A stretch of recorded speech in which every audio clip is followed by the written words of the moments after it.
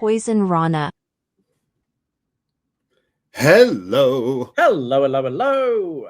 Braden Herrington here with Davie Portman for Poisonrana Live. You found us in whatever podcast app you're listening to. Hit that subscribe. It's Monday, December 29th, 6 o'clock p.m. And we are live on youtube.com/@PoisonRanaPod. Hello, YouTube room. How are we doing? Hello. Yes, a rare Monday evening. Maybe you're having your dinner. Maybe you're on transit home. I don't know, but we never do this. But we thought it's the holidays.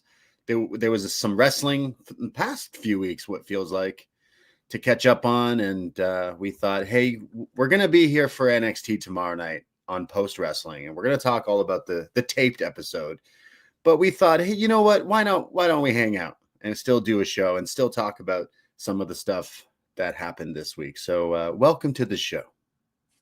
Welcome. Yeah, we're going to be talking mainly about AEW Worlds End, which took place Saturday night on this show. Maybe a couple of other things. It has been the holiday season. I have to admit, I haven't been able to keep completely up to date with what's going on because I've been more focused on clearing the fridge full of leftover turkey and sausages and the likes. But yeah, we're in, as some people describe as, the taint right now. We're between Christmas and New Year. We're that weird time. Some people are not at work. Other people are going to work and not really working. It's a strange time of year. We've got taped wrestling. We've got it's always odd, this period of time between Christmas and New Year, I find. It's like, is it holiday? Some people have to work. Some people, this is, whatever. Maybe you're listening to us at work right now. Hey, hello. But yeah, I had a Boxing Day shift. I had Christmas off and I'm going to have New Year's off, but I had a Boxing Day shift. I was like, yeah, I'll work a Boxing Day. That's fine. Had no, like sometimes, again, divorced parents, sometimes Boxing Day could be your second Christmas, but luckily it was moved another day. So I was like, okay, I could get that stat holiday time and a half. And then it clicked to me, and I feel like this happens to me every year, but Boxing Day is not a thing in the States, right? That doesn't exist. Not in the States, no. UK and Canada, I know. Like the Commonwealth places, I think. Yeah, I just thought it was a well-known thing, that Boxing Day. So they have Black Friday, which we kind of just maybe stole up here in Canada. But yeah, so it has been kind of like I had one shift on Boxing Day, and then a lot of family stuff, which family stuff is still vacation, but could be social battery kind of thing. So today was like a day off where I literally just got to sleep in and all that stuff. So finally caught up on some sleep and whatnot. But I know you had to work today, so you're. Yeah, I found it like normally in the past few years, I have been working Boxing Day during the day. And I've always been like, you know what? It's fine. Get that time and a half and go in. And it's normally pretty chill, but nurse a bit of a hangover. And I was like, you know what? This year, I really don't want to do that. I host Christmas Day. I want to just relax. And I've realized I find it really hard to relax. Like I'm, especially hosting, it's like the next day, it's like, all right, I'm just going to watch, binge the new episodes of Stranger Things. And then I'm looking around, it's like, oh man, I got to do some cleaning. Because I cooked, a big meal in a tiny kitchen. So there's mess I got to clear up. So I start cleaning. And then I go for a walk. I went to the movies, saw part 2 of Wicked, and then come home and like, right, I can relax now. So I relaxed, and then the next day I'm back to work. And it's like, oh. So I had yesterday off, which was nice, because I basically just watched World's End, and then went to Wide Open's Secret Santa. So I was like, fuck, I've got to leave the house. So I've realized I just find it really hard to relax. And then I was back at work today, and I'm feeling under the weather because I think my body was like finally getting used to relaxing, and then my alarm's going off at 8 a.m. this morning, and I'm like, fuck, I gotta go back in. So I'm looking forward to New Year's Day as well, just being able to chill a bit and take it easy. We've got a bit of a lighter schedule this week because we doubled up on a lot of shows in December. So we've done our fulfillment for December of Patreon shows and podcasts and stuff. So we're kind of taking this week off, but We're hopefully going to be getting a behind the BDE in on New Year's Eve for world champion patrons, but that's a nice show. That doesn't take much prep, you know. Yes, absolutely. We will be tangents after tangent after tangent. Yes, we can go deep into what we got up to this holidays, and it's a good time for our in memoriam on Behind the BDE. We always do. I always pull up who died in 2025 at the final year. So we're going to do that on Behind the BDE this year. Lots of big ones, some heavy hitters. Yeah, it's always a fun segment, that one. It really brings it. No, but it's good to like reminisce of like, yeah, there were some big ones this year. We're going to talk all about it, but maybe I'll give some of it, maybe the first 10 minutes for all patrons, but Behind the BDE for World Champ patrons, definitely happening. But were your holidays good nonetheless? Your Christmas party was a success? Yeah, I was happy with the food. Turned out really well. Just got loads of, like, it was difficult. I must admit, I was trying not to get pissed off on Christmas Day, because it's different when you arrange like a house party or just come out, when we're having people over to watch the wrestling. If people bail last minute, it's whatever. When you're like cooking dinner for people and spending money on said food to cook for people, and then I'm like, all right, I need a like, are we in? Are we out? Like, let me know. And some people like, oh, I'll come, but not for dinner. I'll come later in the night or whatever. I'm like, that's fine. So I'm going, who's coming for dinner? Like, yes, me. It's like, all right, what time can you come? So they all say the time. So I'm like, okay, I'll aim for dinner for then, knowing I'm going to make it for an hour after then, right? So people running late and things like that. I had quite a few people bail, or quite a few being like, oh, I'm actually going to be coming at 10 o'clock. Right. I'm like, fuck, I'm cooking like a turkey, a prime rib, roast potatoes. Like, I've already prepped everything. I've prepped for like 10 people. Yeah. And it means I've got just all this food, and now I'm trying to like time it properly. So then people are coming later. They're kind of having like cold scraps, and like, well, it was kind of cool. It was kind of nice 4 hours ago. So I was trying not to let it get to me, but I was a little annoyed by that, because it's... Well, now I feel even worse, because I had my actual family Christmas in like Whitby, Brooklyn, Ontario, the real Brooklyn, Ontario. But went to see like my grandparents and my family on my dad's side. But my girlfriend drove. We do the Comunado, the car rental thing for like a few hours. And we had booked it till like midnight. But we're coming back, and I was like, fuck, we still have the car for a little bit. Like, what if we just go to your place and just show I still have a key to the BDE. I was like, yeah, it was my idea. I was like, yeah, let's go. She's like, yeah, sure, we can do that. But I was trying to go band for band with my younger brother at Christmas, and maybe a few too many, I don't know what, but something hit me on the way there, and I made her get off the DVP, the gardener. I'm like, you got to get out, right? I got to get out right now. And well, I didn't make it to your party, so. But now knowing, I would have fought through if you're but you told me you weren't able to come. You weren't save me a plate for me and my girlfriend, and then I cook it and you don't show. So I was trying. I was going to do a surprise, but nice. I felt ropey Christmas Eve, because I was running around getting the last bits and bobs. Popped into my workplace, and a regular's there. It's like, sit down. Come on, you can chill. You can have a drink with me.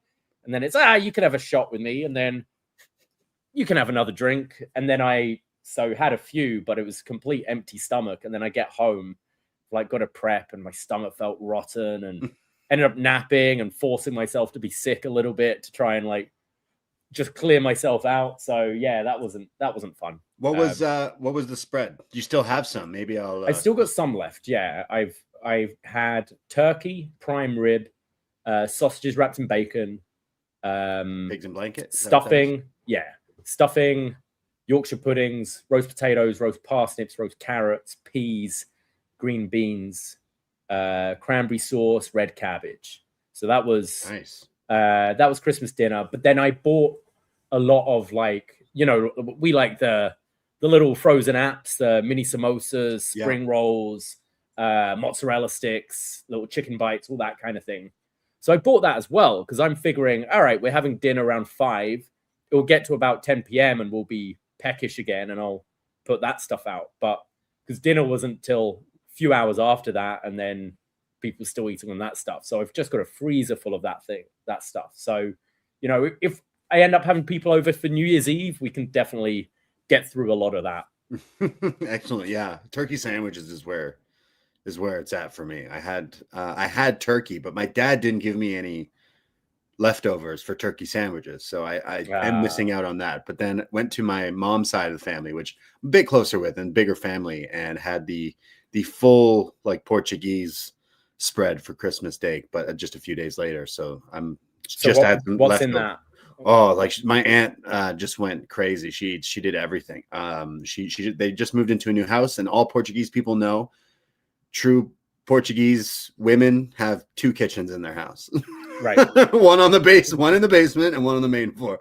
I don't know why, but they like to cook, and that's what I need. I would love that. Yeah. You would love my aunt's house. A bigger kitchen would be a dream. Like, yeah, it's nuts. I feel like it's not like Portuguese. Like many of my Portuguese aunts and uncles, they've had 2 kitchens in their house, so I just was not used to that. But I'm sure many other Europeans. But yeah, we had like where we have like a roast beef kind of thing, like a big cut of beef, but like in the Portuguese, everything in Portuguese is a little bit spicier kind of thing. That's where I get my little.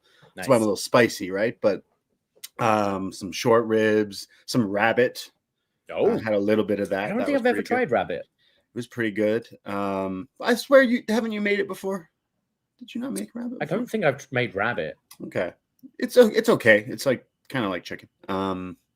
Lots of desserts. My mom made the Tom Cruise cake. Okay. I heard about this viral thing. Everyone who does a movie with Tom Cruise, he apparently has his favorite bakery in LA. And if you ever work with him on the holidays, he sends you this white chocolate coconut cake.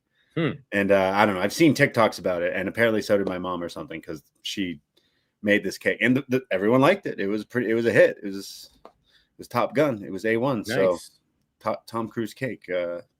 Try it sometime, people. But yeah, had a big holiday, and then did some more. Did a Vietnamese Christmas with my girlfriend's family yesterday. So then had some Viet food and stuff. So kind of been all over the map with some stuff. But I managed to watch World's End like late Saturday night. Okay. I was up. I was buzzing. I was like, cool. I also got an advent calendar full of edibles. Okay. And got to limit yourself one a day. Well, okay, so this is like a unregulated one, so they're really strong, and I've learned that now. And I'm a smoker, and I still think they're really strong. But each little thing that you open, I know you're an advent calendar kind of guy, because I know you have them in your place. Mm-hmm. Each one tells you what it is, right? Right. So some are stronger than the others. This one's a chocolate. This one's this percentage or whatever, this milligram. I accidentally knocked it over, and they all. Now I don't know. Now it's Russian roulette. Potluck. Now it's Russian roulette, baby. Of like, so I'll bring some over. I'll share the wealth with you next time I see you. But yeah, what did you get for your Secret Santa that you said you did? See, so I now have because we can make a wish list on Elfster. I don't know if you've heard of this. Elfster? You gotta be kidding me. It's like something you can use for Secret Santas. So you just put your name in. It will do the draw for you. It will email you. Wow. Who your person is, and then you can do like a wish list, like an Amazon wish list or whatever. But the thing was, my wish list was pretty much the same thing I sent my mom as well. Just anything that was under $50, because that was the limit. So now I've got a nice red dressing gown and a nice white dressing gown. Wow. So which I'm all right with. I can have 2. But yeah, so that was nice. Very comfy. So I was wearing it in the bar yesterday, this white dressing gown. And then, if people don't know what I mean, a bathrobe, a house coat. You were walking around like Blake Monroe in the So I'm wearing it. Like I get it. And I'm like, oh, wow. So I just put it on. And there's maybe like 10, 15 of us who are part of the Secret Santa. But then obviously other people are coming into the bar as well. And they're like, are you okay? Like, who is this guy? Yeah.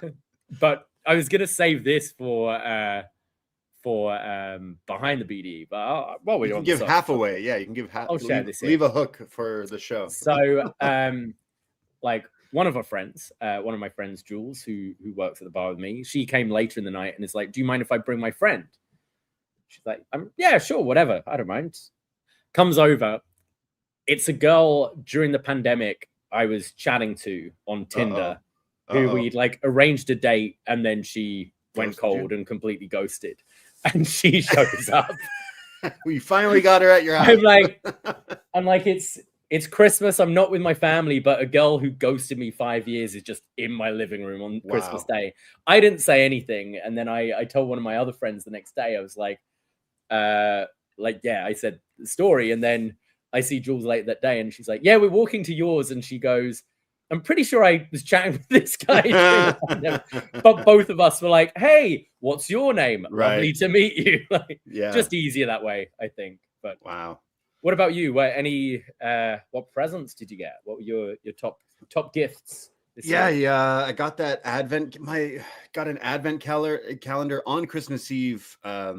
My girlfriend's aunt is like a chef in Toronto. Like it's some pretty high-end seafood places. She randomly brought us all these oysters. So I am shucking oysters and like just randomly she just showed up like, here you go, Merry Christmas, with the weed advent calendar actually. So she was the greatest Santa on Christmas Eve. But had some oysters, had some sparkling Japanese sake that I had from Japan, and it was good. I got a Costco gift card, so that's good. Oh, nice. I love my Costco. Yeah, even though Bachan's sauce is gone now completely. Yeah, I did look the other day when I was there. Even their website, it's completely gone from stock. Like they Donald Trump will pay for his sins, and I mean his sins meaning a lot of things, but the worst thing to me personally has affected me is these damn tariffs are taking away my favorite Costco things. So it's personally affecting me that I'm like, damn it.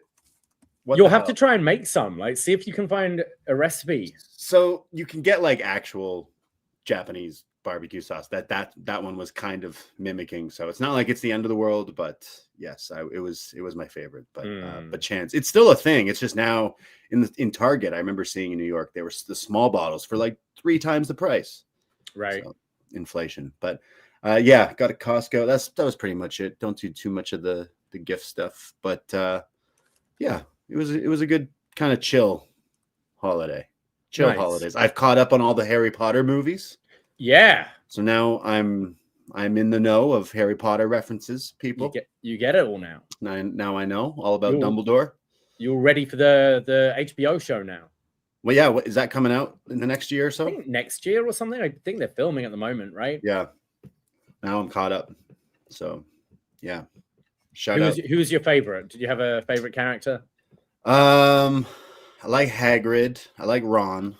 I feel like I'm Ron. I feel like you're Harry and I'm Ron's Ron. A little dick though in the last film, isn't he? But he still comes through. Like he does come through. He's still his mate. He's still his mate. So I feel like I'm a bit of a Ron, where I've had my moments where I can be, a little bit of a bitch, but then I can stand up, and I'm a bit of a ginger, I guess, where I was. But yeah, I'm trying to think. Snape, I kind of knew what was coming with him, but he at some points he was a bit of a bitch. But yeah, maybe one. I remember reading the 6th book and finishing that, and I basically predicted everything that happened. And people were like, "No, you're crazy. He's a bad guy." I'm like, "Nah, I don't know. Yeah. I don't know. That's Double too Agent easy. Snape. Too easy." Yeah. I read up to the 4th books as a kid, and then I remember reading 1 or 2 before watching the movies, and then I watched up to 4, and I don't think I've ever watched. So now I've watched all of them. So maybe tonight we'll watch the other ones. Fantastic Beasts and I heard they're not as good.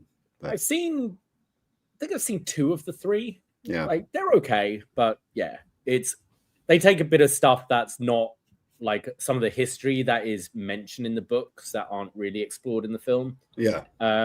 Yeah, they're okay. It didn't make me, 3rd one came out and I had no desire to like rush to see it or anything. Whereas the Harry Potter films, I'd see them all when they came out. Okay. Yeah. I remember watching up to 4 and then kind of fell off, but they're fun. I wouldn't put them up there like Lord of the Rings or anything like that, but the films are nowhere near as good as the books. Like they have a charm to it for sure. I think the first one is maybe my favorite. The 3rd one's good. The 4th one, and then the very last one I think was pretty well done. But yeah, I still think like I understand why it's a whole fandom thing. Like now I understand. Like I totally can see why people are so attached to this world and characters and stuff. But Yeah. There you go. I'm a pothead now. See what I did there? We maybe one day we'll review these movies, but they're still new in my head, so maybe not anytime soon. But that's okay. I'm not in a rush. Yeah. We'll look at I could talk a lot about them. I was thinking we don't have to go in detail. I swear we'll talk about some wrestling, but this is just catch up for us. I've also caught up on Stranger Things. Yep, me too. And I have never been so disappointed in a season's finale. I don't know what it is, but I just seem like everything is repeat. It's like, here's a bunch of, remember Halloween Ends? They're like, it's the final movie where Michael Myers is going to come to the end. It's the end. Anyways, the whole movie's about a guy named Steve. Whereas like for Stranger Things, like it's the end. Anyways, here's a bunch of characters we don't know and don't care about. It's like, what are you doing? I don't know. I'm not a Game of Thrones person, but I'm seeing a lot of people compare this to the Game of Thrones right in the chat, literally right now. Jake saying Game of Thrones. I don't know if it's that bad, but I don't know the comparison. But yeah, I've been enjoying it. I think the thing is, I've only watched this show once. I've never gone back. I've never rewatched stuff to go into it. So part of me, it's starting a new season, and I've kind of forgot what happened 2 years ago. So 3 years ago.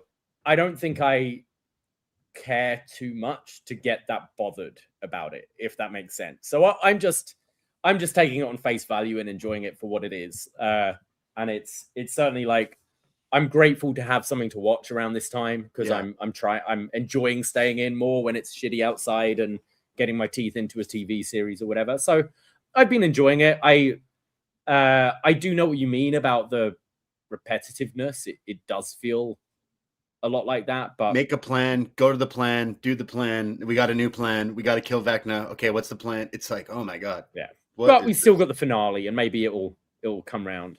So is this a movie? That's I think it's like 2 hours. Yeah, like a feature length episode. Yeah, we were thinking of maybe doing like something, but I don't know now. I don't want to go back and rewatch stuff. It's a lot to watch. So many. So we can just talk about it on the show. Talk about it like here. But I was pretty disappointed. Like I felt like I just don't care about, like, it's been too long that I kind of forgot, and like, okay, well, you've saved the world already. Oh wait, now you're retconning stuff and trying to, I don't know. It felt weird. So it'll come to an end next week, Stranger Things. But we have done some other watching. It's the holiday season, and I hope everyone has a happy new year. But we also were celebrating the holidays together via podcast, because we have a Patreon. And hey, if you're thinking, guys, I want to get you a Christmas gift, I want to buy you a beer virtually, you can by buying yourself a whole month's access to the Patreon. I'm talking patreon.com/Poisonrana, because over the last few weeks, we've done some holiday pods. We've had a holiday touchdown. Holiday touchdown, a Bills love story. Oh my god. And it really is a love story to the Buffalo Bills, isn't it? Yes. The four of us, you, myself, Golden Graham, and Buffalo Caleb. Buffalo Caleb is probably the worst. I feel like Caleb from Buffalo is easier, but Buffalo Caleb. Buffalo Caleb. Yes, Buffalo two of our friends. Caleb. I was trying so hard not to sing that on the show, but yeah. We have no idea. Well, you know more about football than I do, I'd say, but we're not necessarily Bills fans. We're not Bills Mafia, but now we are. Graham and Buffalo Caleb joined us. They are our friends, members of Bills Mafia. Caleb from Buffalo. We talked about this ridiculous Hallmark Christmas movie, and we hallmarked out about this ridiculous movie, as I said. So it made for a lot of laughs, a lot of talk about chicken wings. Yep. Some Buffalo stuff. It's our love letter to Buffalo. So check out this pod. We also reviewed Batman in The Flash. We've reviewed quite a lot of Batman movies in our past, if you go through the archives, but we finally picked, or Rob, I should say, our world champ, our family member, our pal, Emmy award-winning Rob McDonald joined us for The Flash, where we talk about the multiverse of Batman. So that was a fun comic book movie review if you're into that kind of stuff. I feel like we did another Christmas movie. What was the other? We did Home Alone 3. Oh, of course. Well, it's not a Christmas movie, is it? It's a January movie. So I'm trying to get it out of my head. That's why I'm trying to forget what was Home Alone 3, but this was a big one. John Pollock from Post Wrestling joined us to talk all about Home Alone 3, 1997. No Macaulay Culkin, no Kevin McAllister, but Toad from Super Mario, it looks like, playing. With that haircut. Yeah. This was a really fun, like, nostalgic review for us because, like, we definitely both grew up watching this movie. Maybe Pollock, not so much, but hear the review. We're getting quite feedback for this one. Oh yeah. I didn't say good feedback. We're getting quite feedback. Yeah, we're getting feedback.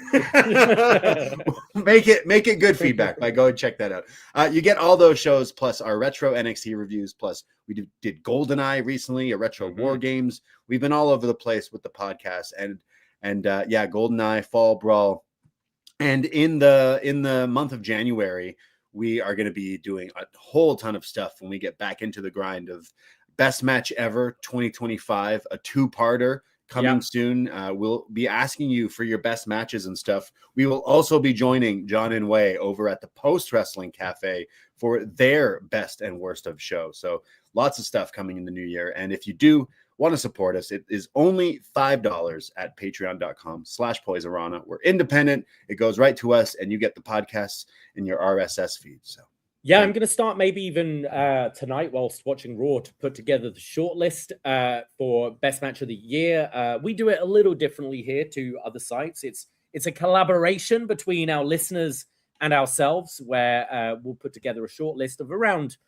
30 matches and you guys get to pick your top 10 and it's weighted, like whatever you put in number 1 gets the most points, etc. And then we then finalize the list by putting our points are worth double because it's our fucking show. So, we'll come up with our top 10. We'll release we'll give a bit more confirmed dates. It's always difficult this time of the year because we have Christmas, New Year, which is crazy busy. Since the inception of AEW, we now have these AEW Worlds End pay-per-views right at the end with potentially, we'll get into it, but potentially some match of the year candidates on this very show. Absolutely. And then we have WrestleKingdom as well. So we'll be aiming like early January to get these 2 shows done. And I'll try my best to get the shortlist out either today or maybe even like New Year's Eve, something like that. So if you're not a member of our Facebook group already, that's where I'll be putting it. So search for Poisonrana wherever you find your on Facebook. But also it'll be available on our Patreon as well. So patreon.com/Poisonrana and get voting. Yes, absolutely. Use your voice. We have a Facebook page. You can like it, but it can also lead you to the group. And then there are some answers. And if you are wondering, well, I'm a new listener, I don't know. What's the raccoon name? Is it Ralph the Raccoon? Ralph, yes. And then what was the other question? Who is the finest? Who is the finest? Kona Reeves. Yeah, I do accept Kona Reeves. Yeah. I do accept when people put me. I have seen that, and I just accept it. And then the other one was something about William Regal. I forget. Yeah, I think our questions are based on pre-USA Network NXT. So it's entered a whole other TV deal since then. Biden administration, maybe even Trump administration 1 is when we put these questions. So there, for anyone wondering, because sometimes we see people like, I listen, but I don't hear you talk about your raccoon. It's like, you had to be there for season 1. You had to be there.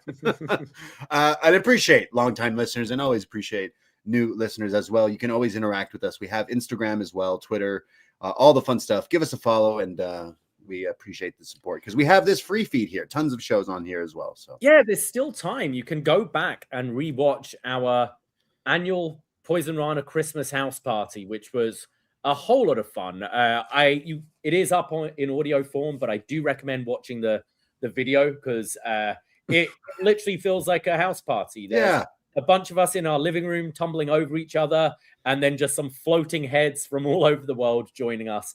We had a great time. Thank you for all the guests who were able to come on. Thank you for all the guests who weren't able to come on as well, who've been supportive of us throughout the years and joined us on shows and that kind of thing. Really appreciate it. But we had a great time, played some fun games, had some fun discussions. Maddie Edwards just blowing our minds with his knowledge of WWE champions. So yeah, go back and check out that mammoth show we did. Yeah, our friend Maddie from Grapple was really impressive with his WWE champion lineage trivia. And then later in the show, the BDE champ Fire Frank showed up and then just set ablaze the competition in the trivia game you had set up. So I think it's clear our next big matchup will be Maddie from Grapple versus Fire Frank. In a 3 stages of hell match, but maybe like straight up WWF trivia would be in. These guys would never, it will go on forever. It could be like a cricket game going 9 days until one of them just cracks, but we shall see. The 2 trivia champions. So go check that out, that stream, if you haven't already. But again, appreciate everyone who showed up and everyone out there listening. Peace and love this holiday season. Some people in the chat, Surin, I see you saying you're at work listening to us right now on a rare Monday night. So appreciate you. Maybe we will see Surin in Vancouver, possibly. Yeah. Surin, I know you're out that way. You're in the West Side. Maybe some friends out there, if you're listening. AEW has announced in April AEW Dynasty in Vancouver. Surin's Portland, right? Yes, but I know that's close. Kind of close. Yeah, exactly. Anyone out there in the West Side who may be thinking of traveling, or you are close to Vancouver for AEW Dynasty, let us know, because we think we will be making the trip over there. So definitely looking forward to. Or recommendations, food, bars, let us know. Yeah, that definitely seems like it's going to be on the horizon. I think we're probably not going to do Montreal anymore. Yes. Just interest in Saturday night's main event and our wallets, etc. Maybe not cold. The most. So yeah, I think we're gonna chill January, but certainly April. Looking at Vancouver for Dynasty, we get to tick off another AEW pay-per-view we haven't seen yet. Absolutely, always stoked. And I know we've had a lot of West Coast peeps come to Toronto for some of the shows, so I'm imagining some of them might be making the trip over there. So we will try to get maybe a little bit of a get together happening, like a casual, hey, we'll be at this bar kind of thing, or something along those lines. But let us know, because we're in the midst of planning that to travel on over there. But looking forward to that. Looking forward to a lot of things coming on. I mentioned we will be doing our best and worst of with John away. So I guess soon I got to start making my list and checking it twice. It's always, and every year I'm like, I'm gonna write notes as the year goes on of things I like and things I don't, and I get to like second week of January and I forget. So help. It's the early part of the year that's a struggle often to think about, and definitely the threads are normally up, and we do look at them to try and get a bit of inspiration. Not feeling, but like it's more like, oh yeah, that was shit. You know what? It's harder for me to remember the bad stuff. So if anyone out there is like, oh, remember this from this year? Yo, feel free. Send it to me, or post it in the Poisonrana chat or whatever. Because I thought Hogan getting booed was a shoo-in for funniest moment of the year, and then he fucking died. So now one's even funnier if I do that. I'm joking.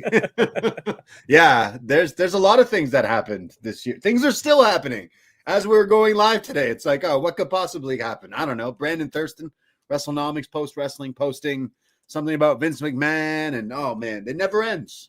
It never ends. The year can't end fast enough. What about Vince? What's happening? Oh man, have you not? I guess you were at work. Yeah. Oh boy, postwrestling.com. Brandon Thurston, always doing the best work. Of course, more stuff. I don't know. There's stuff coming out that there was some stuff Vince was kind of geared towards Endeavor or TKO kind of thing of like, hey, it looked like maybe he was leaning to make sure that they were the ones to buy or purchase. Oh, right. Yeah, because that lawsuit's going on. And then the stuff with creative and him being back and all that stuff. So some good stuff over at postwrestling.com. So this is a fun time though, because I always like to look back at like the best matches and the best stuff. But yeah, I always forget about the worst stuff. So that's really hard for me to remember and then come up with my lists and everything. But it's a good time to go back and revisit. It's lots of good wrestling this year, even from the pay-per-view we're going to go talk about in a few seconds. So really strong year of wrestling. Maybe not a strong year of creative. No. But a strong year of in-ring, as always, with some great talent. But we're going to talk about AEW Worlds End, and then we'll talk about whatever else that maybe you got to catch. I did watch some of SmackDown as well with Carmelo Hayes, Ilya Dragunov we can talk about, and then also maybe a little preview for WrestleKingdom, which is this week, right? January 4th. That's in a few days. It's this Saturday. Well, Saturday night, Sunday morning over here. Wow. Okay. So maybe we'll go through the card. I know they've added some stuff, but we'll talk about what we can, because I know there's some things that I'm definitely not caught up on what the hell is going on in New Japan, other than 50,000 plus strong going to be at that Tokyo Dome. So we'll definitely be talking about it next week. So yeah, let's talk about some wrestling. I think let's do it.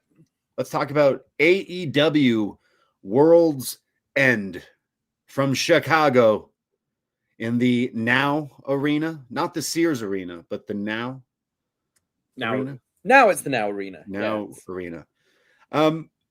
You know, I said to you, I'm like, oh man, like I had family Christmas the Saturday, and then another family Christmas thing the Sunday, and then there was an AEW pay-per-view. So I'm like, okay, well, I'm at my family's, so I shouldn't be on my phone anyways, but I'm trying to avoid not being spoiled. And you're like, hey, like other things, like there was Netflix sports all days and stuff like that. But I'm just like, man, pay-per-view when I'm so busy and I want to watch this so badly because I was really interested in seeing this card. So I was like, took Twitter off my phone, took Facebook off my like, which was great because I was hanging out with, you know, my nieces and nephews. But I was like, don't easier time of year to avoid your phone. Yeah, think, isn't it? Like, it was like, don't look at my phone. Got home, put the show on. It was fine, but like, yeah. I was trying. I didn't catch any of the pre-show. Did Me neither, actually. Yeah, I did not. I think the big news that I heard coming out of it was Adam Cole, who kind of had an on-screen segment and teased that we'll be seeing more of him. I think maybe alluding to more of like a commentary, broadcaster role or that kind of thing.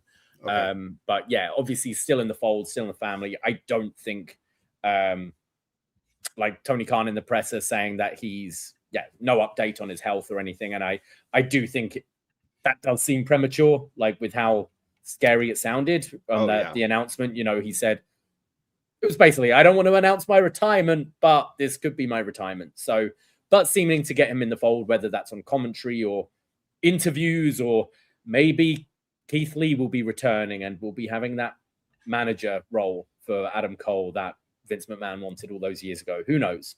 I didn't get I didn't watch it, and then like I watched the pay-per-view first, and then I was like, should I go back and watch what happened on the pre-show? And then I clicked the pre-show and I saw Bandito with Alex Abrahantes, and I was like, get him away from him right now. And then I just didn't have time. I think I also saw a picture where Speedball maybe forgot his gear or lost his luggage. Maybe what happened to your luggage, or what happened to you? Lesbian stole your luggage. Maybe that happened to Speedball, because it looked like he was wearing Kevin Knight's gear for a second, but at least he got his bro to help him out with the gear. But I kind of saw what happened, but I didn't watch the pre-show. Also had Hyan and Maya World on the pre-show taking on Sisters of Sin, and then being announced that they are now all elite. So funny how things turn out. Isn't that crazy? Like I feel like Tony Khan did that just out of spite to be like, yeah, you guys are great. Fuck it. You're all elite. Yeah. So these are the two that were the replacement for, who was it? The Shiniest Wizard? Or as I've heard described as MAGA and weak knees. Is that? Oh, okay. I wasn't aware of. Okay. Yeah. That story was so baffling too. So I think we gave our piece on that, and I think a lot of people in the wrestling world, even wrestlers, being pretty vocal on social media. But the replacements were these two, and now they are signed. So Hyan and Maya World, who I've heard good things about from some of our listeners who've seen them on the independents and stuff. So I think that's how crazy things work out that way. Isn't it funny? And to be honest, it's like they're putting a lot of work in this women's tag division. You need tag teams of different levels. You need your jobber tag team, dare I say it. And, you know, we've seen in the past we don't have, apart from a one-off nostalgia night in the UK, we don't have AEW Dark anymore. You know, ROH kind of fills that role of development, but we've seen people rise through the ranks and things. So no saying this couldn't be a serious tag team in the women's division down the line. Yeah, no, absolutely. So definitely, it's It's just crazy. Like, okay, they probably would have been used on TV and then maybe would have been signed anyways. But the way that they came in, as people will now be like, look what happened. Aren't you, like, people are now in their corner and supporting them. And they just took a booking for 3 minutes. Sometimes you got to, I guess. Yeah. 3 minutes and we out of here. Well, that was the pre-show. There was some other stuff. We didn't watch it, so we won't give our piece on it. But we can start by talking about how this crowd was a sellout. We've been to there. We were at the original All In. It's not necessarily the biggest stadium. It's not in Chicago. It's like, 30 minutes into the suburbs kind of thing. What was that pub we went to around the corner? The donkey, the goat, the general, the 4 a.m. bar. 4 a.m. bar near this in near Hoffman Estates. Hoffman Estates. Yes, we got very, very rowdy. Let me lit at this one bar because we had fun. Was it Dirty Nelly's? That's or Corner House with a K. That sounds like it. Okay. Fox and Hound. That could also be it. Fox and Hound, I think. Yeah, because it had pool and darts and right table tennis, didn't it? Shout out Hoffman Estates. Yeah. Very nice place. They said this crowd was so yeah. It wasn't my favorite place. It's definitely not in a top 10, but bless them. And bless these people. It must have been, it's holiday season. There's probably snow. It's Chicago. It's probably cold. And they said it was a sellout, 8,000 plus strong. And I just thought they were kind of quiet. Or were they? Or was it an audio issue? Because I just thought the crowd didn't seem that loud. And then when wrestlers made their entrance, I noticed some of the music had this weird echo or delay. And I know some fans and viewers has kind of complained about this before, but I found it very apparent on my watch this time around from home. Again, watching this on paper. I mean, I found the sound in person in the venues not the greatest a lot of the time. That's what that's something we've noticed. Yeah, I've always found I'm like, man, I wish this song was louder or whatever. The entrance music and that kind of thing. So maybe that's part of it. I don't know if it was the crowd just not necessarily being that loud or whatnot, because there were moments when they definitely woke up and stuff. And again, this is a 4 hour. If you're just watching the pay-per-view like we did, this is 4 hours long. So I mean, by the end, they were definitely getting tired, but they still were there and supportive and whatnot. But I actually found the pacing a lot better on this show. There felt like there was gaps. Felt like that some of the matches were maybe booked to give you that and wind down. Granted, I did watch this in 2 parts. I watched the first 2 matches when I got home from work, and then watched the rest the next day, which is obviously a lot easier than sitting and watching the whole thing in one go. But I did like the pacing of this show. Well, we start the show here at World's End with the Continental Classic semifinal match. The match we've been waiting for. The match we booked our trip to Full Gear thinking this has got to be the match after we thought in Toronto at All Out. It's got to be the match in the triple threat. Finally, we got the match. Okada, Takeshita, 1-on-1 in Chicago, Hoffman Estates.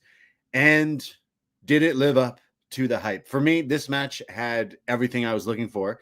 It had the classic chest taps from Okada being like, oh, back up, and all the stuff with Takeshita.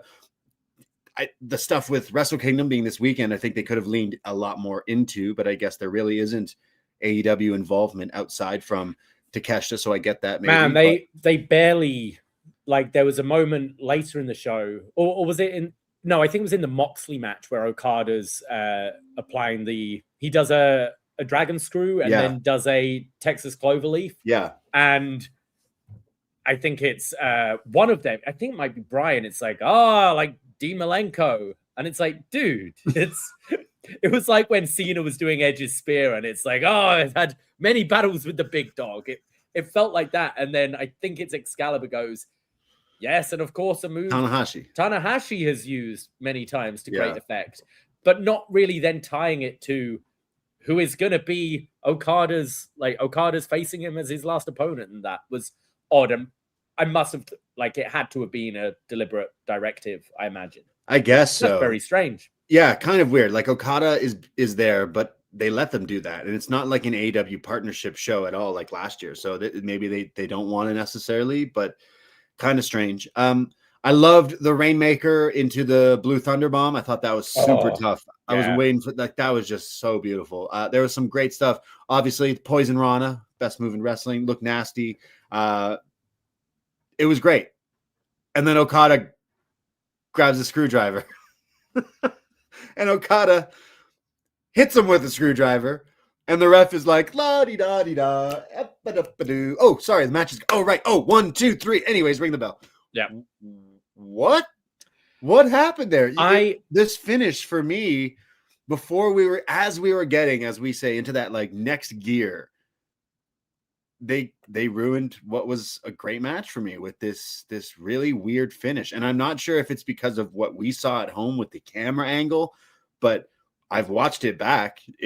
It's not like, I guess they don't go back and edit their shows, but like the ref fucked this up, I think. In me watching it.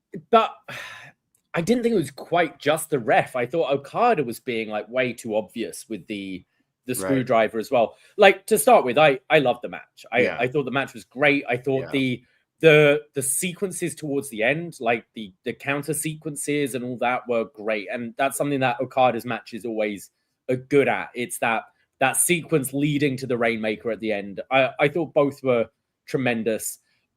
I didn't hate the idea of the finish. Like, I think this match, we found out, this match was announced on Christmas Day. On Christmas Collision, we found out that this is the match we're getting. So I didn't even know what the matches were until like Saturday morning, when I'm trying to catch up on some AEW and finish this tournament, which I've loved. I think this has been the best Continental Classic by a long shot. Yeah, me too. So I went into this thinking, this is going to feel like match one. This is going to feel like the teaser, kind of like, Tony Khan would do that thing where he'd give you the match on TV before having it on the pay-per-view. And I think this felt like that. And the finish allowed that to be like, this is part one, but this isn't the real match. We're going to do the real proper grudge match with build down the line. So I didn't hate the idea of the finish, but man, it was executed so poorly. And just, I thought the low blow we get from the Kyle Fletcher match later was so much more like well done, with the ref kind of thinks he's going to get struck, cowers away, turns away, and the low blow happens. Whereas this was Paul Turner being like, oh, what's happening in row 3 in section 111 over there? Like, I better look over there instead of focus on the match. It was just so poorly executed at the end, which did unfortunately lessen the match. Yeah, I completely agree. Like, this had everything. And then the finish, I wouldn't have been mad at if it was done properly. All you needed was maybe Don Callis accidentally gets involved, but the gimmick is you're not supposed to have outside interference, right? So not quite sure where. Like, Screwdriver would have been fine. Just like, either do it here where the ref takes Screwdriver off and Okada low blows to Keshta and hits the Rainmaker or whatever. I do think it kind of needed to be a screwy finish, because even though we're not mentioning it, we are having Takeshita defend the IWGP Championship in a few days, and we are having Okada be Takeshita's final opponent in a few days. And this finish sets you up for a sequel quite nicely. Well, hopefully we get one. Maybe Vancouver, AEW Dynasty. I think it's more likely to be, we've got what's the next show? We got 3 months till the next show. That's the next pay-per-view. Revolution, Oh, wait, sorry. Revolution is first? Yeah. So it's going to be one of the... Wait a second. It's going to be in LA then, right? I mean, are we going to wait 3 months for this match? You might have part 3 then, but you could have... I could see this happening on TV. Yeah, okay, I was really looking forward to this match. We got the triple threat in Toronto. It was awesome with Mascara Dorada, but I was I was into this match, and I just thought it was so unfortunate with that finish. I don't know if it was the camera, if it was the ref, Okada. I'm not sure. I've watched it back. I haven't read anything about it just yet, but if it was unfortunate, it was a botch to me. The ref is just like, oh shit, I'm not supposed to be seeing that. Anyways, oh, well, okay. It was just like, oh, That just tie your sucks. shoelace or something. You know, Anything. like, anything. I thought like you could have had Dawn yell something, and the ref was like, "Did you say something?" And then Dawn's like, "Oh, sorry, it wasn't me." Or like, Yeah. Dawn inadvertently, like, was it inadvertently? Probably is what I would have done, but yeah, it was getting up there. I was like, "Yes, this is great," but the finish, I think, is what people will remember it for, unfortunately. So, part 2 coming soon, hopefully. Maybe in New Japan. We'll see. We'll have to see. But I thought it was a good match, but that sucked. We then went to the next match, the semifinal in the Continental Classic. Jon Moxley going up against the proto star Kyle Fletcher, and oh boy, this was quite the match. This was crazy. This was Fletcher beating the shit out of Jon Moxley. He's going to his level of violence here. He's doing the classic "I've got till 5" ref. All the nasty things and insane bumps that these two take in this match, but it's Jon Moxley tripping and falling into those steel steps, which causes his tooth to break. Yeah. His tooth got busted in this match, and he continued. I could not imagine the pain this guy was in, knowing, fuck, I gotta wrestle another match after this. This guy wrestles with a broken tooth. At one of my Christmases, one of my nieces had her first tooth come out, and she looked like Jon Moxley in this match. Like it was nasty. It's the fact it's not the whole tooth either, is it? It's just half a tooth. It's like Dumb and Dumber. I put a side by side of Dumb and Dumber, Jim Carrey, on our Insta because I'm like, it's so funny. But what a fucking beast Jon Moxley is. This match was awesome. Look at the brain busters, the proto bombs, the ankle lock. I love the ankle lock that Kyle Fletcher does to match the submission of the bully choke of Jon Moxley. Well, also it's because that's been literally his Achilles heel, hasn't it? His right, yes. Like that's been making him tap. There was so many great back and forth of like selling it. You thought it was over. Some huge hope spots of kickouts. Both Fletcher, when he was reaching for the rope, screaming in pain, will he pass out? When he finally wakes up and the ref was checking if he was asleep, that was awesome. But then he goes to grab the screwdriver, and Big Kaz, he took it, so he didn't have another screwdriver, so that costed him. And then the sleeper finally. This was my match of the night. This was awesome. And I know at the beginning of the year, like this time last year, maybe a lot of us were starting to be like, oh, what's going on with this Jon Moxley? And in a year, this is completely turned around because this was one of my favorite matches this year. And I think the best Continental Classic match thus far in the history of AEW, if you'd ask me, because this was awesome. Fletcher got to the main event level that he really did this year, but this was a war. This guy had a busted ass tooth. That neck suplex thing was really scary. That was the one thing that I was like, dude, I had to rewind that like 3 times. It's like, what did you just do? He dropped him on his head, but then he got up. He was fine. So, wow. Yeah, this match was incredible. And Tony Schiavone was just, marking out saying, can't think of 2 matches like back to back opening a pay-per-view as good as this. And AEW's had some incredible pay-per-views, but he might be right. Like both these matches were awesome, but this one especially it was nice to see, this was still violent, but it was nice to see Mox just have a wrestling match as well. And I think that's what has been so great about actually since he's lost the title, really, he's been having some great TV matches outside of the Continental Classic. And then just reminding you how good a wrestler he is. Like he marries it with the brawling style and all that. Kyle Fletcher just keeps on going on the rise. And just I always fight back when people say, like AEW doesn't tell stories, because they absolutely do tell stories. There may be a bit more nuance. This Jon Moxley story, right since, his MO of why is the AEW Championship in the briefcase and why is he cheating to win all these matches and this. His MO was, I don't think anyone's deserving. I think everyone here is weak. I don't think they're what I see a professional wrestler being, and I'm going to hold this title and company hostage until people step up. Now, he lost it to Hangman. So that's a bit of a like eye opener for him. And then he's being tapped out because there are people tougher than him who want it more than him, who are making him submit. And then it's like this realization that not only are the other people finally stepping up and I'm seeing what I want in this company, but maybe now I can't even hang with these people. And therefore he's had a couple of like really great like babyface promos going into this. And you just had this incredible natural babyface turn for Jon Moxley.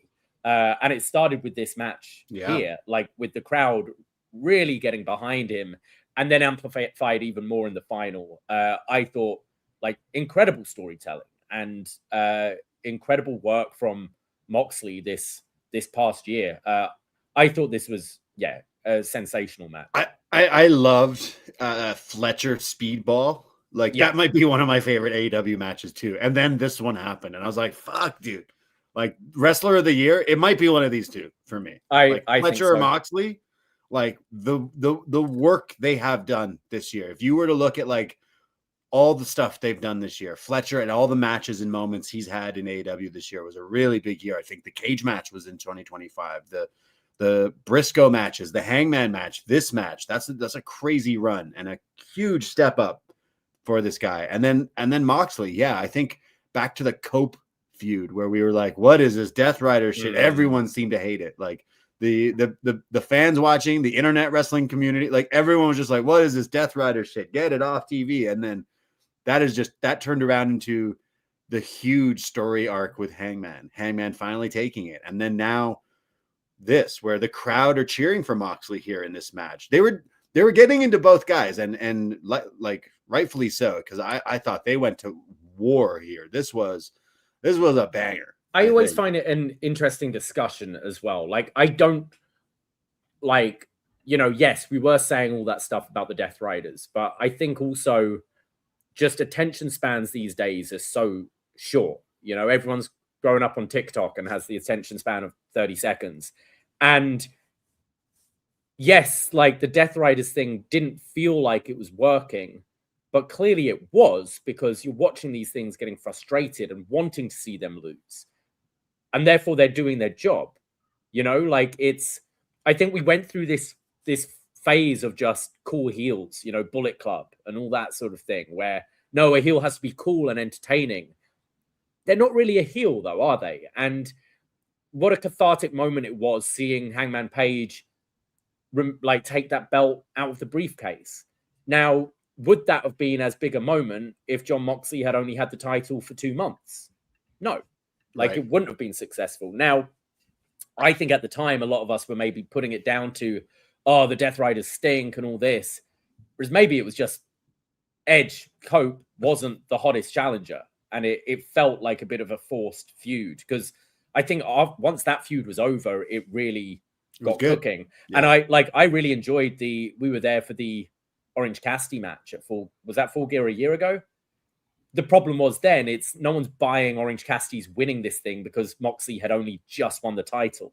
So it's hard to buy your challengers. And I think that's hard at the beginning of a title reign. Quite often it's hard to buy the challenger because you feel, they're going to have at least one pay-per-view defense off of this. Yeah. But then you see the rest of the year, the Death Riders were incredibly successful. Like, think the heat that Wheeler Yuta's been getting in the year. And I think both Pac and Claudio in this tournament really stepped up in a certain way. So looking back, you go, was I just mad because the bad guy was winning a lot? He was an effective heel, but his work this year has been awesome. I really love this match. You had after the match Fletcher being pissed, and then was it Mox offering him a handshake? I forget, but he attacks him and takes him out for, even though he's got his match later. He did the chop block, taking out the knee. But this dude had a broken tooth. They were dropping each other on their head, chopping the shit out of each other, and then he still had to go wrestle. And you were saying about storytelling, we'll get to later in the night where he cuts a promo. And that's exactly where the story comes in of like, damn, this guy has 2 awesome matches and then cuts a promo. We'll get into, and like the storytelling is there. And it does make me want to watch this week. Now it's a ticking time bomb. Like, I'm sure just like Bryan Danielson, I'm jumping ahead of myself here of like, I think Danielson was waiting for that bag to get pulled out during his promo on this show. And then it's like, oh, it didn't happen. So now we're going to be waiting for this moment. So it's going to be real tough for match of the year for me this year, as it always is. But Fletcher and Moxley stole the show for me with this match. I cannot wait to see the year that Fletcher and Moxley both have in 2026 with some of this work. And I like the storytelling with the Don Callis family. We had a segment a few weeks ago on TV where I feel it was just Okada, Fletcher, and Takeshita there. They might have had the other goons in the back, but it was kind of establishing them as these are the three leaders of the group, right? And it's clear Don Callis has picked Okada to be the golden goose. Now, Takeshita's been pretty much babyface in this Continental Classic anyway, I'd say. And now you've got Fletcher, who's... That's something I did like about the screwdriver spot, was the fact Fletcher couldn't find it, you know? Yeah. So now there's that, oh, you screwed me. So I am interested where they're moving forward with that. And I see Fletcher being more of maybe a tweener, Takeshita being a out-and-out babyface, and Okada the full-on heel moving forward. But I thought it was successful. Like, I feel like Fletcher can go through Ospreay, because it's like the wrestling is just so good that people just love watching you, but he is good at still being a bit of a dickhead. What I'm worried was he was going to get that screwdriver to do that spot that he teased. Because one day I'm worried they're going to attempt it. Yeah. Like, he shouldn't, but my brain did go back to that. Like, oh no. And the one guy to do it would be Mox or Darby. So yeah, again, high praise for me on this match. I really loved it. I think one of Fletcher's best. I think one of Moxley's best, to be quite honest. Really, really loved it. And I'm sorry I ever doubted you, Moxley. I'm sorry at one point, probably near the beginning of 2025, I probably joked, whether it was on this show or to you or friends, like, okay, well, Death Riders are sucking. Does that mean he's the weak link in the Shield? Is he number 3 when it comes to the Shield? And for me, I don't know. After his performance tonight, oh boy, what a killer that Moxley. It's the fact that his tooth was busted for me. And I'm like, what a badass. Yeah. What a guy. Well, we'll talk about him a bit later, but we also had some other stuff on this show. FTR versus the Bang Bang Gang in a, what is this? No hold Chicago street fight. Oh, of course. Chicago street fight. Right. I thought it was going to be a bunkhouse match. What are the similar bunkhouse vibes? Brawl? Similar vibes here with Austin Gunn. Austin Gunn taking some huge bumps. He flew down that ramp at one point during this match. There was some big I was going to say there was some big table bumps, but then I remembered, oh wait, there was probably one of the best table bumps of all time. I mean, it was certainly a table bump, wasn't it? Stokely just not going through the table at all. I hope he's okay. But Chucky T, with the best tweet I've seen coming in this year at the very end, he tweets the video and goes, "I've been doing comedy wrestling for over 20 years and I've never done anything as funny as this." Stokely, I hope he's okay. But yeah, this was pretty fun. I think you said the pacing of this pay-per-view, like, okay, FTR versus the Juice and Austin Gunn might not be the most anticipated match, but at least it's a bit of a breather match.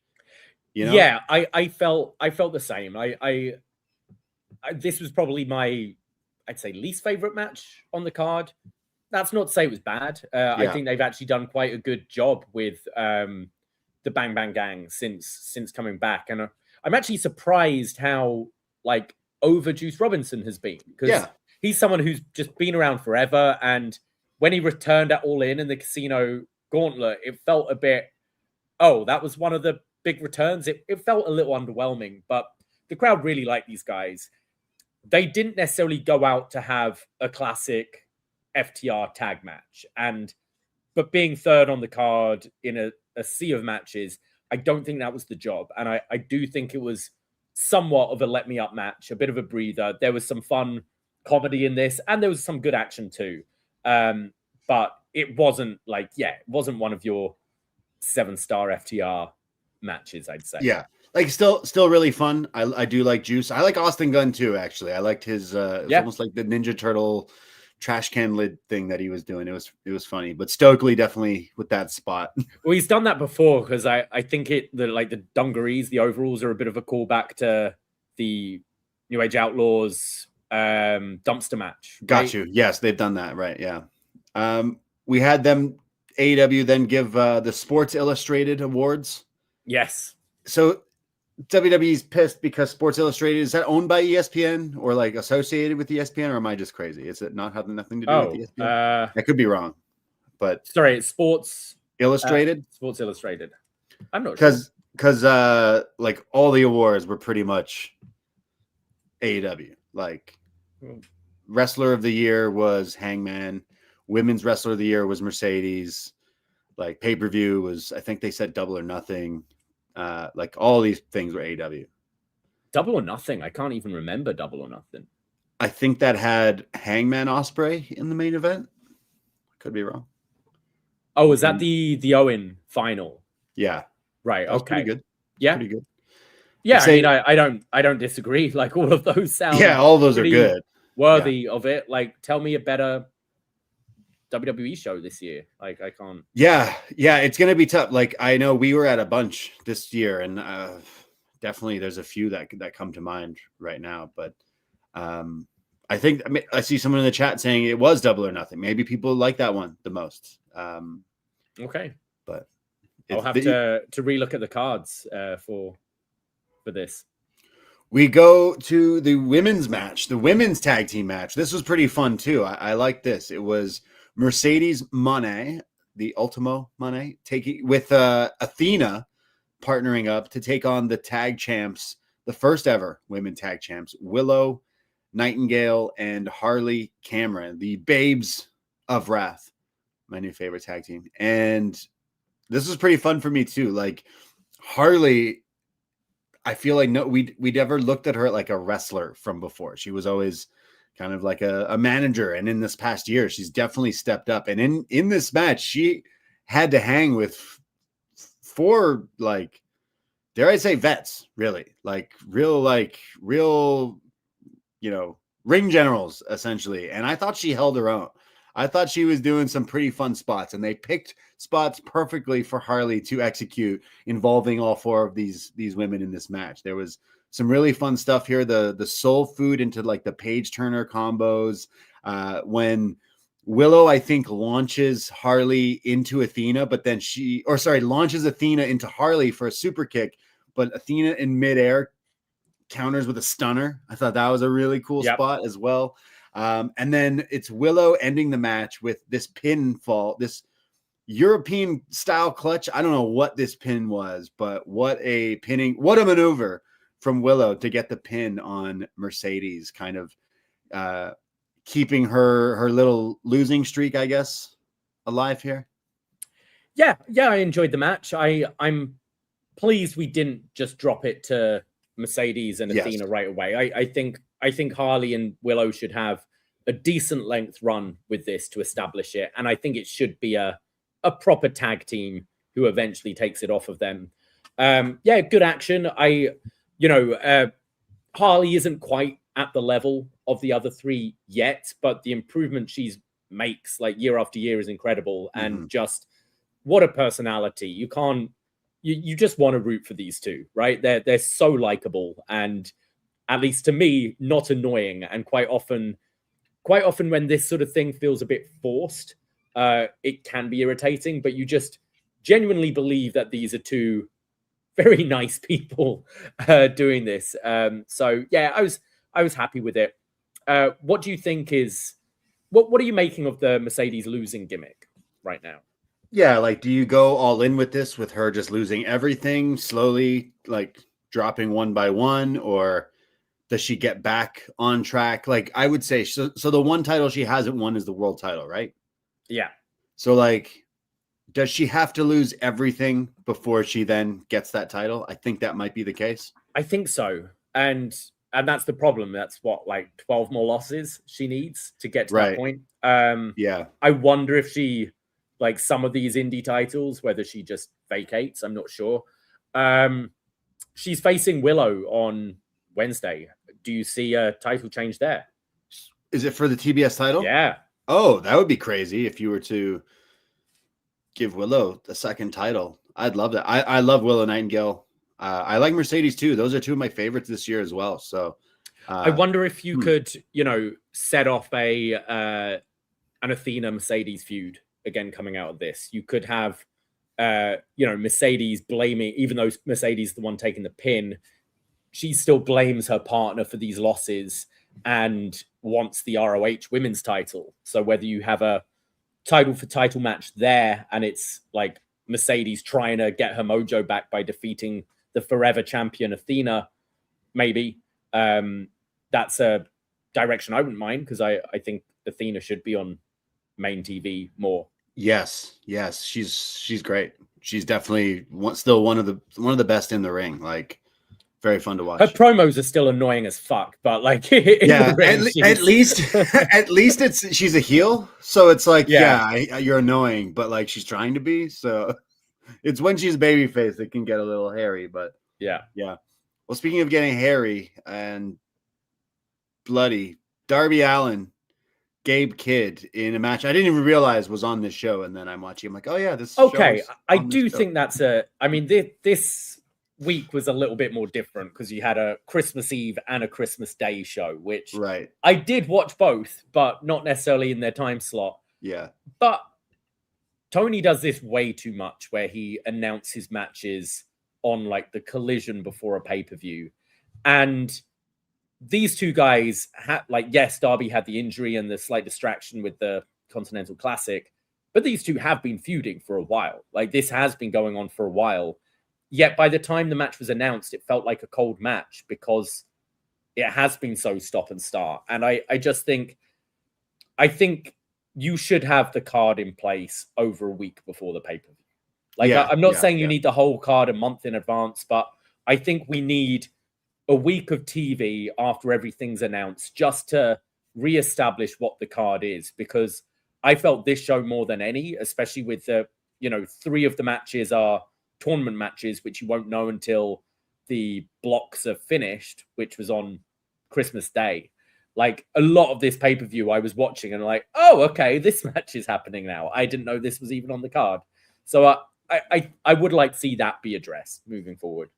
Yeah, like, this was fine. I just, maybe the story I'm not necessarily the most interested in. It got very, very bloody, and I thought at some points this is when the crowd maybe was getting a little tired, or like maybe not as like into this as some of the earlier matches and some of the later matches, but there was still some crazy stuff. I mean, I felt like they got a little too bloody for no reason for me in this one. And that's coming from me. I love the blood. I love the crazy shit, but I was just kind of like, was it warranted in this time, in this situation? I love some of it feels like sometimes there's a quota they got to hit on these pay-per-views, that they need to have the bloody match. And we'd already had a Chicago street fight. Okay, that wasn't like death match level.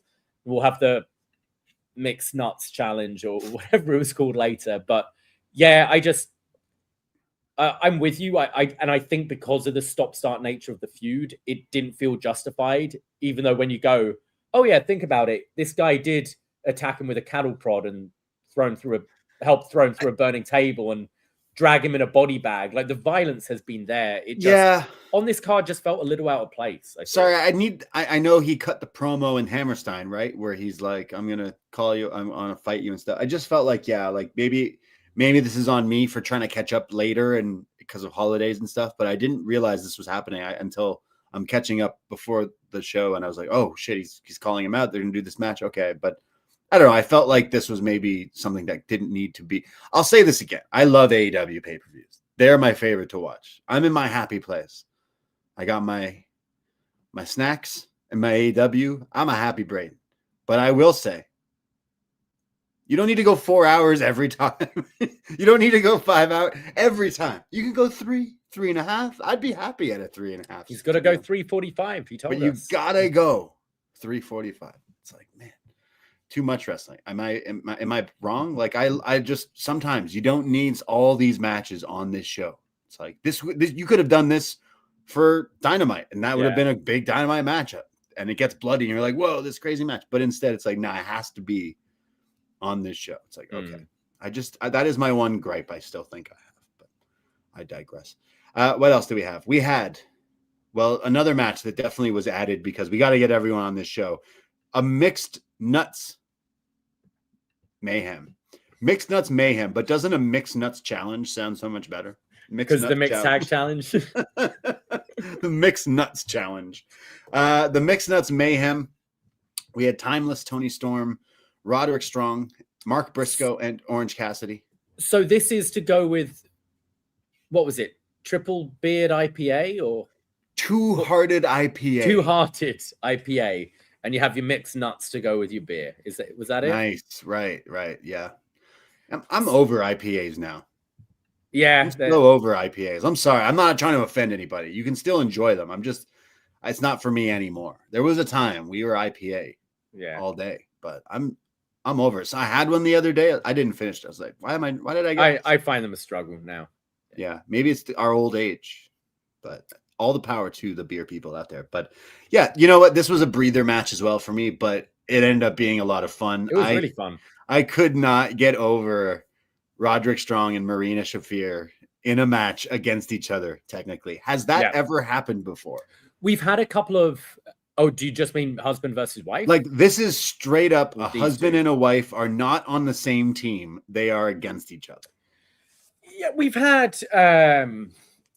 what was it? B. Priestley and Osprey, Will Ospreay they weren't during married. the pandemic. No, they weren't married at the time. But yeah, I'm trying to think. Husband and wife. And we have had these two square off before when Marina's been in Moxley's corner and stuff. But yeah, it was pretty fun to see. So this was great. You had all the Death Riders, bollocks and shit, but it was a silly match. But then everyone involved is really talented when it comes to wrestling, and that's why it kind of works. Like, you can't have Orange Cassidy and Tony Storm ballroom dancing unless they actually make that shit look good. And let me tell you, they did, because they were killing it with that. That must have been, that's like that Rush Hour when Chris Tucker and Jackie Chan, they were like dancing and hitting the people. This was pretty funny. What a team, first of all. If I keep saying the mixed tag challenge, there's your team right there. Orange Cassidy and Tony Storm. Wow. This was really fun. You had like all the mix of people here, the mixed nuts of people.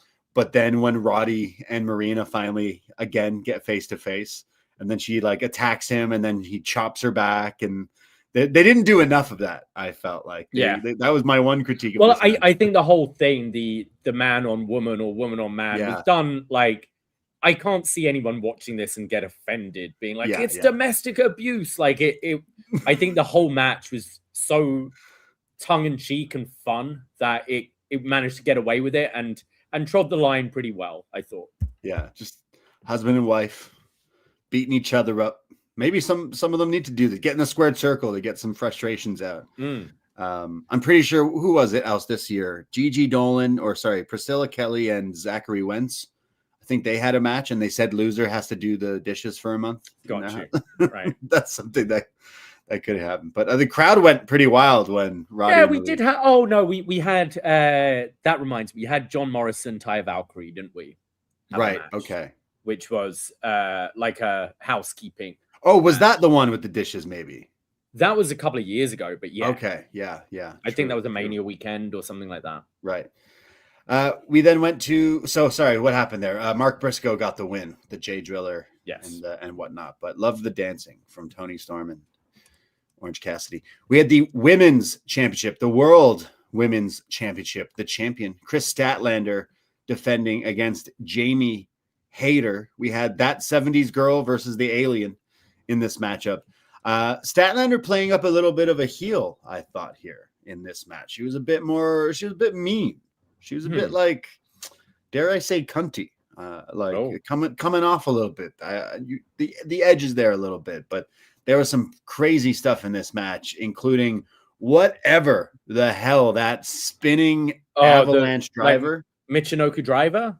Yeah, what was that? Oh my God, it was nuts. It was like off the top rope and spinning. If you didn't watch this, I'm sure you've seen the clip of this. Like, what was worse, this or the Kyle Fletcher thing? The Kyle Fletcher looked like it actually hurt on the head. The Kyle Fletcher thing was like a sleeper suplex. Like that thing was disgusting. That guy landed on his head. I do not know how he got up, but this also was scary. But I don't know. I've watched these two clips back to back. This was awesome. Yeah, fuck yeah, hell yeah. This was crazy. They were killing each other in this match too. It got it got really going here, and then there was just they were hitting each other's moves at one point. Like Jamie with the Saturday night, and I thought this was pretty good. And then Chris Statlander retaining in 18 minutes, and I thought Statlander definitely playing up a little bit more heel, and I think that might be what gets her to that next level. I think because they're really trying to hit it over the head. I know we saw last time with Mercedes. We were there at the presser when she's like, I am the best. I've beaten Tony. I've beaten Mercedes. She is the champion, but she's maybe still like Tony is still such the big star. Mercedes is still such a big star that they're really trying to like use the title to make Statlander feel like the 1A that she's the champion. And I think the heel turn might be the thing to help get her there because right now she's, as the babyface, I don't know. I'm not necessarily buying it. I'm not sure. I enjoyed the match. I think this has been an issue with Chris Statlander. They tend to put the women's championship right towards the end because it's the main women's championship and should be put in like a main event situation. But the thing is, once it gets to the match, the crowd are kind of cold. And I've said this before, they like Chris Statlander, but they don't love Chris Statlander. And I think you're aware of the time of the show. And I found with all of these Statlander women's title matches so far, it's a lot of people sitting on their hands. And then it's like, oh, this is actually pretty good. And I feel they're fighting an uphill battle a lot of the time. Now, part of that is placement on the card, it being so deep in the card. But also, I think part of that is just star power. Because I think if you put Mercedes and Tony Storm in a rematch in this position, I think no matter how tired the crowd are, the crowd will instantly be up for it. I mean, we saw that at All In. That match went deep into the show, and it was, you got the entrances, and it's like, oh wow, this is a big match feel. And I haven't felt that with any of these Statlander matches, although the work has been good. Like, the work's been really good. Like, this match was great. I thought both Jamie and Statlander looked awesome. And this ended up being a great match. And if this was, the main event of a Dynamite, where it's just bam, bam, bam, it's a quick, fast-paced show, and you got this, I think people would be absolutely raving about it. But I think there's just still a bit of a disconnect with Chris Statlander. And a heel turn is that's normally the solution for a lot of things when a babyface isn't quite connecting. Just make them a heel. But we've seen the heel turn from Statlander, and it wasn't right. It wasn't good. It wasn't executed well. Like the partnership with Stokely didn't work. So there needs to be. I just think it's her character work that's maybe holding her back at this point. Because I feel every match she has to convince us that she's good and worthy of this position. And that's what I was saying. It's like, I love this match, and there was some crazy stuff in it. And she's put on some awesome work this year, but still feels like she's like not the champion almost. Yeah. Because you do have the bigger stars right now with someone else. But again, I'm loving her wrestling. I think it's maybe the character and the heel turn, maybe, but you are right. I completely forgot that we've been through that heel turn already, but it could be different now. I'm not sure, but where would you go with Jamie? True. I do like Jamie. I was happy that she got this title opportunity, but I didn't necessarily see her winning it back here. I think down the line, we could definitely put her back in world title picture again. And like, if you are doing this losing streak with Mercedes, I know Mercedes is facing Willow, and there could very well be a title change on Wednesday, but I think Jamie Hayter would be great for that TBS title. Yes. Right? I think she's too good to keep on doing this. I know she's had injuries as well, but it seems she, and this is a lot of the women's division, returns, has the title match, disappears. Yeah. And I think she's too good for that. And is actually, I'd say, better promo than Statlander. So I wouldn't mind seeing her get a bit of a run with the TBS title, which is kind of in a way disappeared because Monet just has all these belts that it kind of just feel like we just have one championship in the women's division. I forget about it. Because the Ultimo gimmick, I find. Yeah, absolutely. I agree because I forget that she is the champion. So it wouldn't be a bad idea giving that to Willow, even though she's double champ. But I would like Jamie to get into that role. I'd also prefer just see Willow be the women's champion one day. That'll happen one day, definitely. And I like, I mean, Statlander Willow makes a whole lot of sense, but do you just do Statlander turn heel again where we've seen the feud like that? I'm not sure. Yeah, but still fun match. And again, the gif for the video of that cyclone driver off the top is bananas. Out of this world, like Statlander, but fun match. We had some promos, Don Callis and Okada. Of course, he's calling Moxley a bitch. Moxley's promo with his... I like this Callis promo, actually, because it reminded us of the reason why he's got that nasty scar on his head from, 3 years ago, 5 years ago, maybe? Many years ago that he still... And I like that normally Callis is a bit of a comedic dick a lot of the time. Yeah. Whereas here it was like, no, we're going to fucking make you pay. And I've been waiting with this bullet in my chamber for 3 years when you did this to me, and now we can finally do it. He also said, like, I tried to get you on our team, but then you have your Death Riders and like everyone, you've tried to get everyone on your team. Yeah. If it was up to you, everyone on the roster would be on your team at this point. But yeah. Moxley now with his broken tooth, because of the tooth, it's affected his voice. It's almost given a little bit of a lisp here, and he's always had a lisp, but it was his like broken tooth. He was so like throaty. Like, oh my god! Pause. He then, as always, this dude is a beast when it comes to these promos. But here, you must have so much adrenaline running and be in so much pain. I bet like his nose is swollen. Like, couldn't imagine just your front big tooth snapped in half here. He says, "Okada-san, you're going to have to kill me." So that match happens. The finals of the Continental Classic 2025. Jon Moxley, Kazuchika Okada. And, of course, Moxley injured in the first match, not only in his tooth, but in his leg, his knee, his ankle, because of Kyle Fletcher.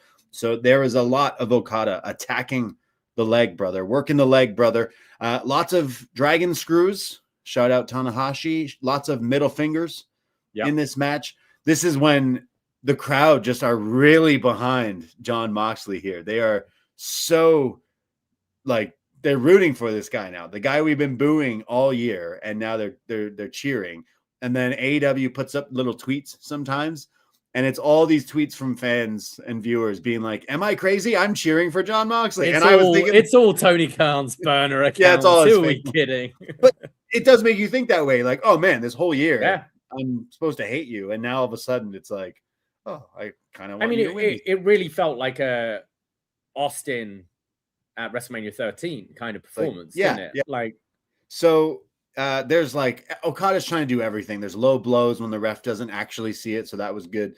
There's a Rainmaker, and Moxley kicked out. I thought that was good. They're going at it. I liked Moxley low blowing him back as well, right? He draws like a line in the sand. Shout out Evolution theme. But these two were going back and forth. Moxley hit a Rainmaker at one point. There was Death Riders. And then he finally fights back and somehow pins Okada. And the place goes nuts here. And yeah, I thought this was the right decision. I was totally behind this guy. Again, maybe it was the broken tooth from earlier where I'm just like, look at this guy. He is killing himself for our entertainment. And I loved it. And then if that wasn't enough, this man grabs the stick and then cuts one of my favorite promos in recent memory, where he's thanking everyone in the Continental Classic. He's thanking AEW. It's the complete opposite. Now it's like a whole full circle here. You mentioned earlier of the story of him through the year of the title. The world title was in the briefcase, and AEW needs to change. And then he's been proven wrong. So it's like now he's cutting this promo on basically just his love of pro wrestling and the fans and everything the Death Riders weren't saying in the. And I thought Danielson was great on commentary as well, because he's like, obviously I've got very mixed feelings about this, and I'm led to not trust Moxley, but maybe he achieved what he set out to do in the first place with this. So I thought this match was great. I don't think it kind of touched either semi, but was still just Moxley, a fantastic performance all night from Jon Moxley and the whole year, to be honest. My criticism is you go through this grueling tournament and then it's to win half of the unified championship. You don't even win all the belts. Yeah. It's so now we've essentially got, I think, 5 men's championships. Oh my God. We got the world title, we got the TNT title, the continental title, the international title, and the national title. There are 5 active championships on the men's roster, singles. And then you got like all the ROH ones on top of that. Those just count, right? It feels like I get why it's this time of year. And that is because, it's just interest and viewership tends to be a little down. Your big peak is All In, similar with WWE. Your big peak is WrestleMania. So this is the time of year, like, oh, let's do a tournament that spans a month, 6 weeks, and we can get great matches. And it's made me watch Collision. Like, I've watched pretty much every Collision of this tournament because I've really been loving this tournament. And it's a real grueling tournament, but it's to essentially win like the US title. This should be the tournament for All In, like to main event All In, and it should be flipped with the Owen, basically. Maybe you have the Owen this time of year and the Continental Classic in the beginning of the year to build to All In. It feels, after all of this, it feels such a huge moment, and it's not even the unified championship. I don't know why they created that title if you were only going to split it. I don't understand. You don't need 5 championships. And to ununify it just pretty much the week after Full Gear, right, was when this tournament started. To ununify it when you've just introduced another championship is just fucking ridiculous. So I don't get it, but I don't know, like, are we then going to have Takeshita challenge Okada for the international championship? Are we eventually going to have Takeshita versus Moxley to unify the titles again? Like, where are we going? Like, it's all of that. It's so stupid. That aside, I thought this tournament was fantastic. Like, I've loved it, and I thought all 3 matches on this show for the Continental Classic were brilliant. Yeah, I agree. Like, I think I liked both Okada, Takeshita, and Fletcher Moxley more than Okada Moxley, but the story is like they're both kind of beaten down. Especially Moxley is already destroyed here, and it's more of a coming the hero. He's turning into a hero again at this point, and then that like winning promo at the end just made me feel the way I felt about Moxley like the first time around when he came to AEW. Like the fire that the charisma, I don't know, something about him that he's got, the fighting spirit, if you will.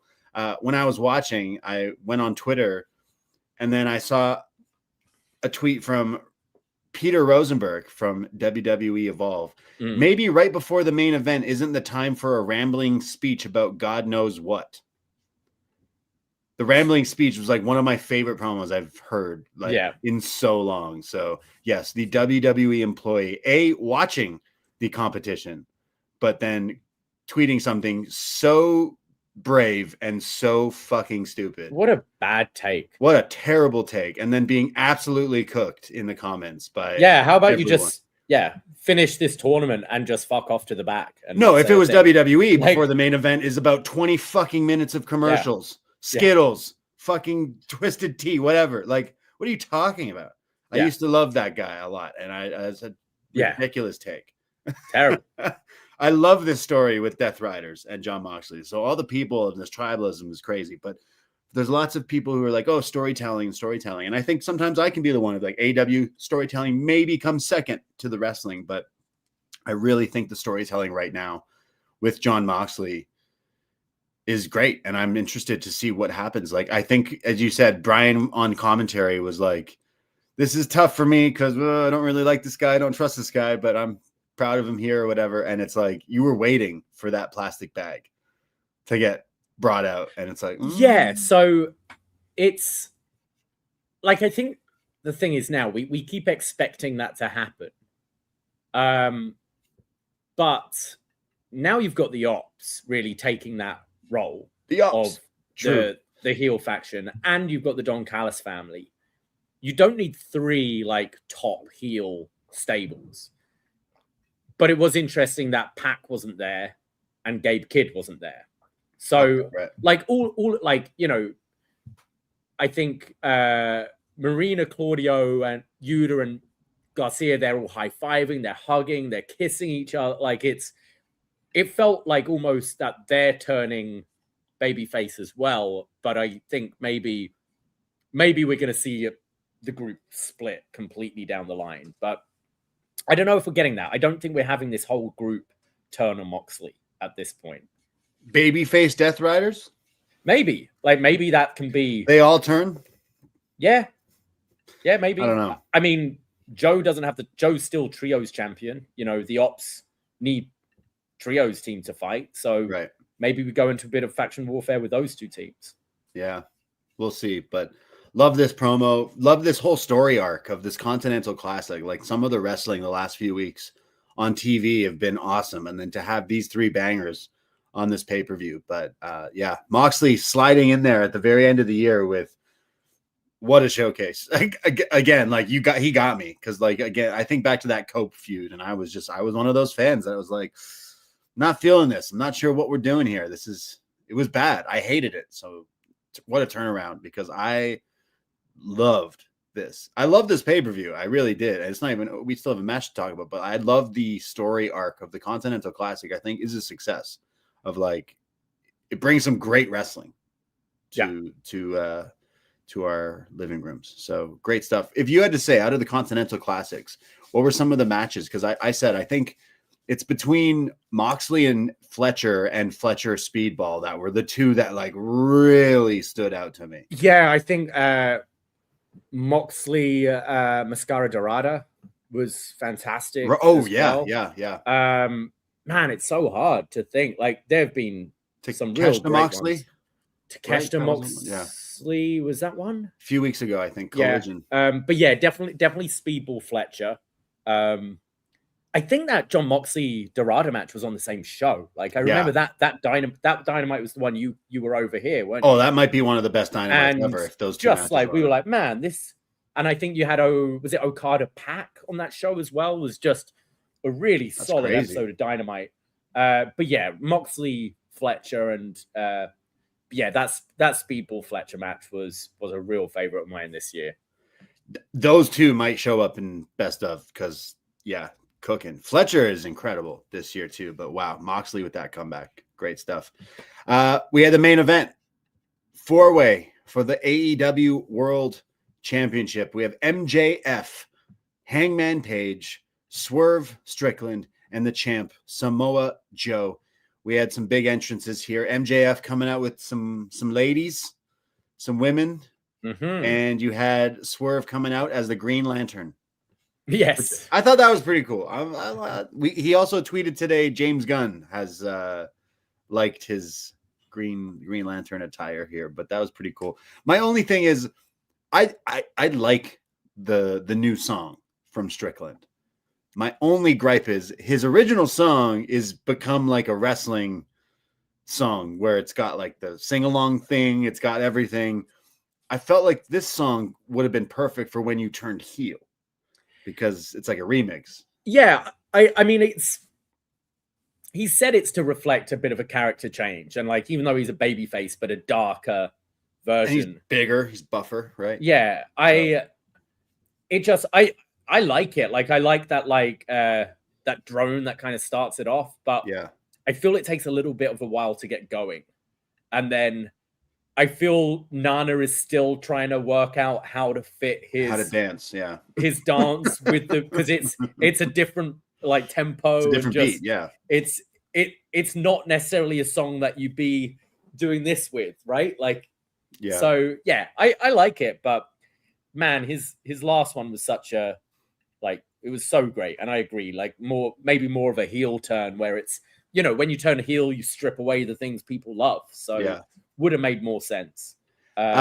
This match was really fun too. I really got into this. I loved that MJF came back and inserted himself into this. Like I think we've seen the triple threat before and it was good, not great, but I'm happy that we went with MJF, and I mean we really go with MJF here. But we had some teamwork from Hangman and Swerve. They would make a great tag team down the line as these two former enemies, now frenemies. There was some great stuff then when they were fighting each other, kind of reminiscing with their feud back there. There was stuff with MJF and then they were beating the shit out of him because he was the one where they kept throwing him out of the ring. He was barely in this match essentially because they kept throwing him out. MJF does hit some pretty flashy stuff though. It's like a springing. He pulls the guy into the ring and then hits a cutter at some point. There was a great spot with the coquina clutch when it gets broken up, like in the very last second of the third hand falling out of the sleeper, the swerve stomp to break it up. Yeah, that was great. That was really cool. Got a shout out, as you mentioned, Adam Cole on the pre-show, MJF hitting the Panama Sunrise for a near fall. I enjoyed that. Then we had the Death Riders. The Ops come out and get involved in this. There was muscle busters, there was everything, but then in the end, MJF hits the Heat Seeker on Samoa Joe, pinning him to become a second-time AEW champion. And as he has tweeted out now, the one of many, only an elaborate short list of men who have become two-time world champions under the age of 30. MJF. Yeah, so who else would be in that? Randy? Randy, there was a bit of a gap between his first reign and second reign, wasn't there? But I think he was better. Still under 30. Yeah, John Cena, right? I guess. Yeah. Okay, I have the list here, so I don't want to cheat. I mean, some of them I don't know who these people are. Okay, The Rock, Randy, Brock, Cena. Yep, those are the four. How many are there? There's a few here. We also have Yokozuna. Oh, wow, okay. Kazuchika Okada. Right. Shinsuke Nakamura. Okay. Ricky Dozan. Oh, and Lou Thez. Crazy. And MJF. Cool. 9 men to be world champion twice before the age of 30. Interesting fact. I like him winning this. I think this is the great move. Him and his new hair look great.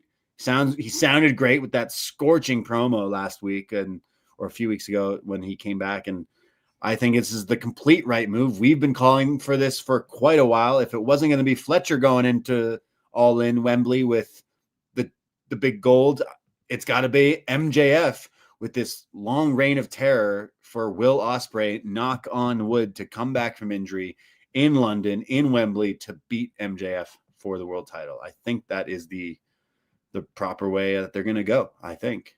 Wouldn't you say? Yeah, if Ospreay's healthy. Hopefully. I would have thought he would have been on one of those UK shows, which, not wrestling, but I thought he'd have made an appearance. I mean, I think the fact he hasn't makes me question maybe how he's doing. But still, All In is 9 months away. There's still a lot of time. So there's absolutely, I'd see that be the direction. Isn't necessarily the match I'd go with, because you've done that match at Wembley. You've done that match a few times, and I don't necessarily see what will be different this time round. I like the match. I thought there was some great spots. It was nice seeing Hangman and Swerve together. Didn't really care for the Ops interference. And I think this is what we predicted with MJF winning this. Now, what do you think of the choice to have this short title reign with Joe, ending Hangman's reign short, and not just going to maybe this show being Hangman versus MJF one-on-one? Yeah, I was confused because, I like how I don't like how we got here, but I like that MJF. I'm a big MJF fan. I think he's one of the best they got personally. And him coming back with that promo and this match right away, I'm like, yeah, I love watching this guy. He is fantastic. I like that he's champion. I think he should be champion going into Wembley. I think he should have this long reign. I think you shouldn't have had Joe win the belt. I think somehow, some way, we got to this 4-way. Hangman still champion and loses it to MJF in the 4-way. Therefore, that little thread is still there. I think. I know we had MJF Hangman a few pay-per-views ago, but it had some fucky finish, right? It had something weird where I think a lot of people were sour on it. And I still think there's some juice in a huge MJF Hangman match. I'm just not sure if. So do you think that's why they haven't? Because MJF's never beaten Hangman. Right. So okay. So is that something they wanted to kind of save that for a later date?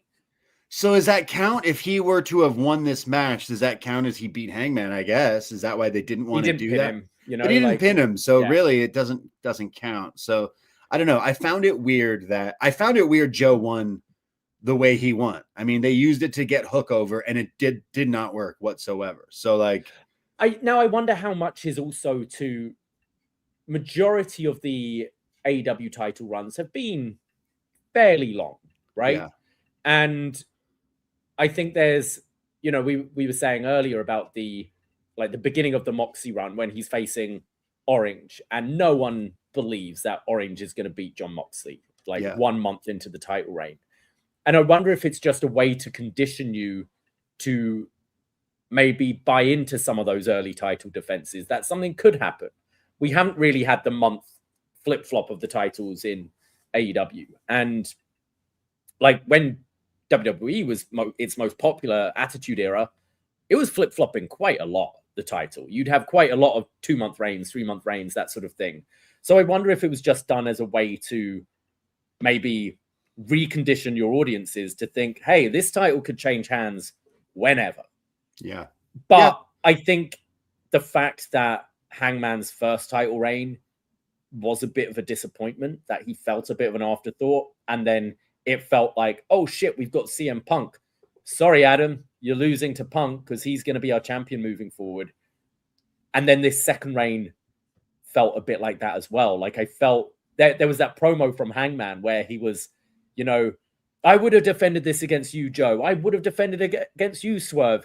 Darby Allin, I'd have defended against. Ospreay, if he was healthy, I'd have defended against. I'm listening to that being like, yeah, that's exactly what should have happened.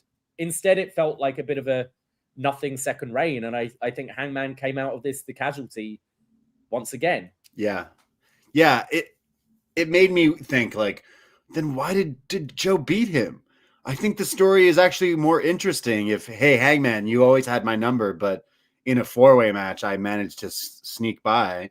You could do Hangman chasing MJF at a pay-per-view like Revolution or something, or Dynasty, and then he finally beats Hangman again in one-on-one as like a big thing, because I still think there's juice in a big MJF Hangman match when we get there. I mean, it's kind of like MJF is the big baddie of AEW, right? He's the dickhead, right? The scumbag, and like any babyface going up against him is interesting because he's such a heel. I'd like to see MJF have a bit of a nastier run with the title. Like obviously his first reign, he kind of turned babyface during it. There was the whole Adam Cole stuff, which that wasn't great. And he's very good at the comedy. Like he's obviously very sharp and has some great one-liners. I don't want it to feel completely like that. I'd like him to be a bit of a nastier heel. Serious. And a bit less of a chicken shit heel. Like the fact that, this is a good start, taking the 4-way to prove himself. He's like, the old MJF would have just waited for a singles match and taken someone who's weakened, whereas I want to prove myself. I'd like to see the rest of the run be a bit more like that, where he's a heel, but not necessarily squeaking by the skin of his teeth every match. And I do think it opens up, we've not seen Swerve MJF one-on-one in AEW. That's something we're going to get. I think that's the next direction. Yeah. We can, a babyface Takeshita MJF again. Like we've seen it when Takeshita was just starting in AEW, but he's leveled up. That's something you could do.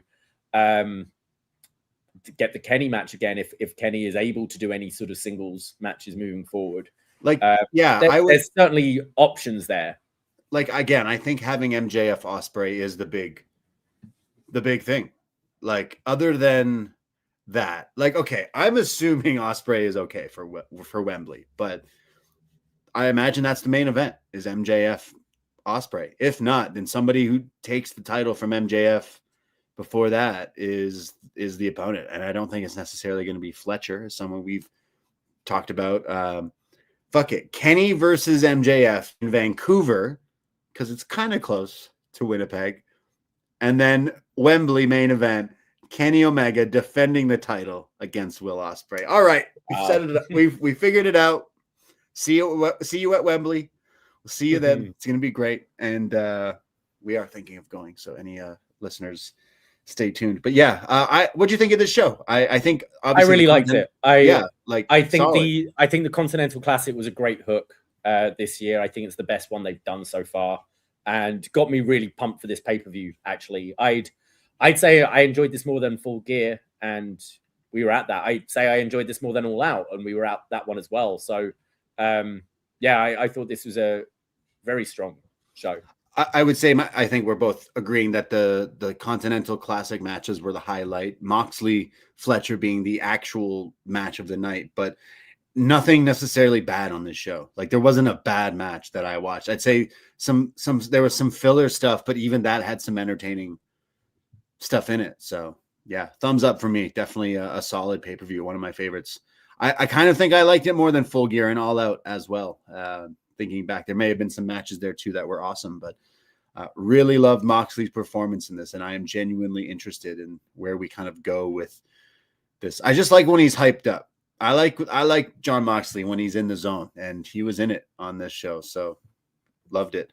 So there you go, World's End. We'll see what happens next. I'm saying, like, MJF goes all the way to Wembley. We need to get the Swerve match in there. You could do Joe versus MJF.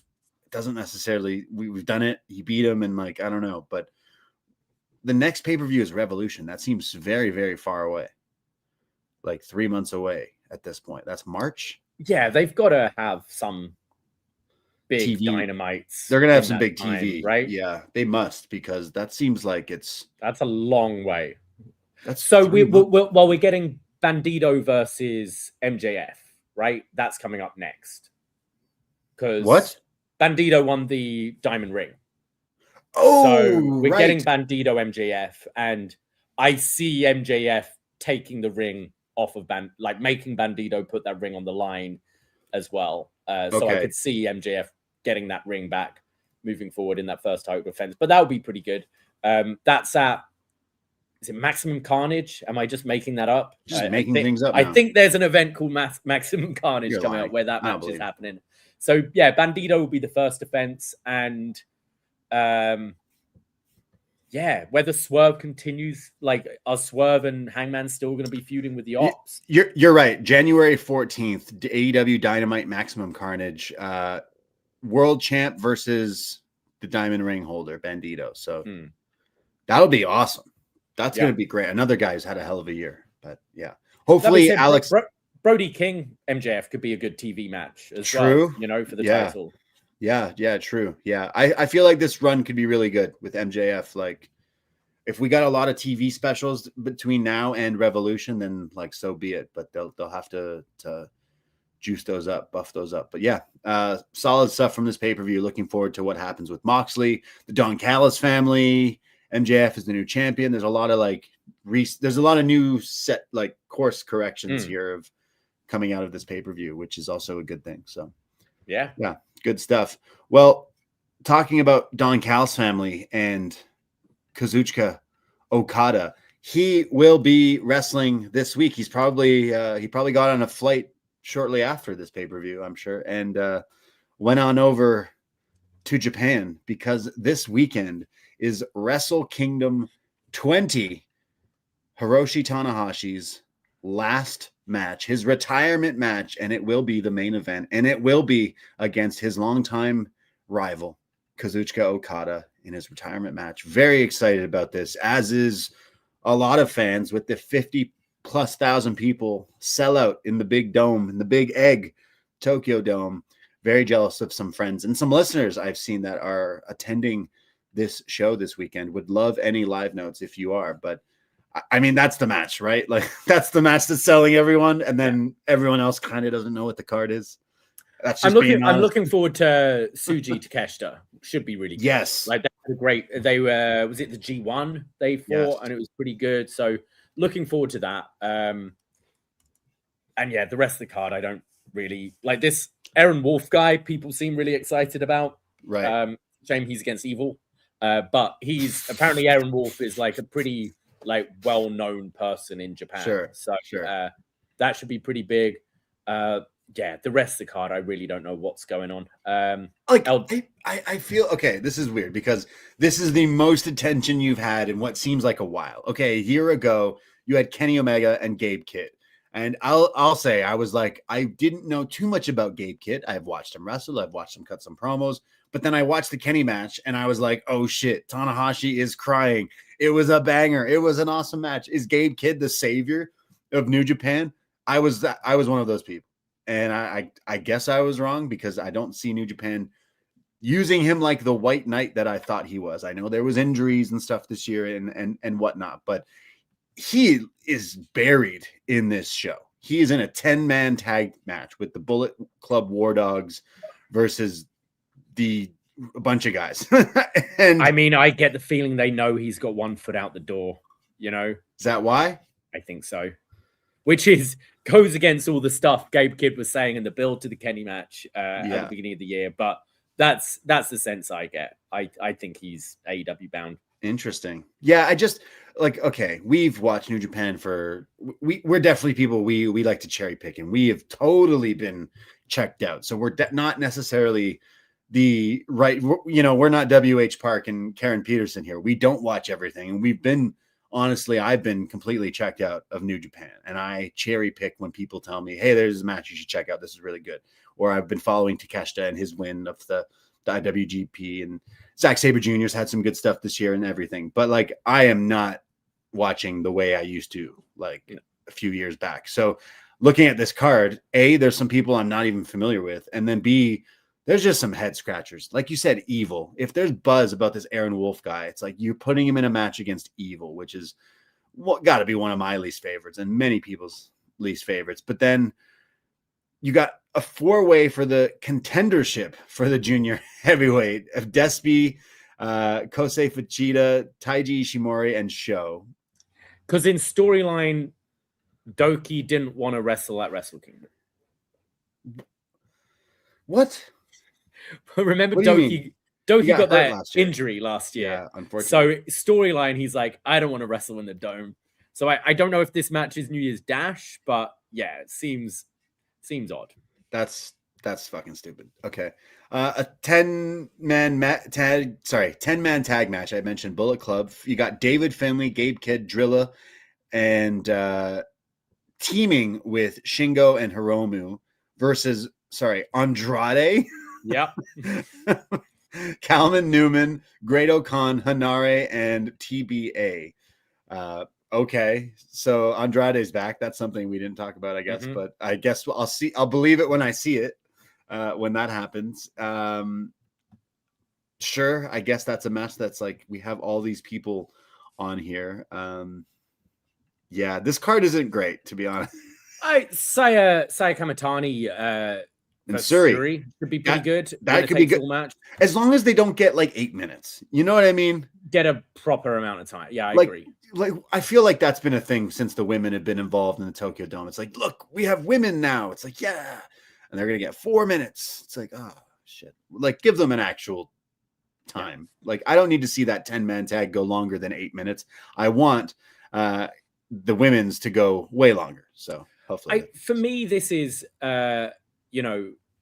like it's cool seeing. I'm just looking on the pre-show, Chris Brooks versus El Phantasmo. I think that's cool. Like, that's awesome. Chris Brooks getting that moment. DDT.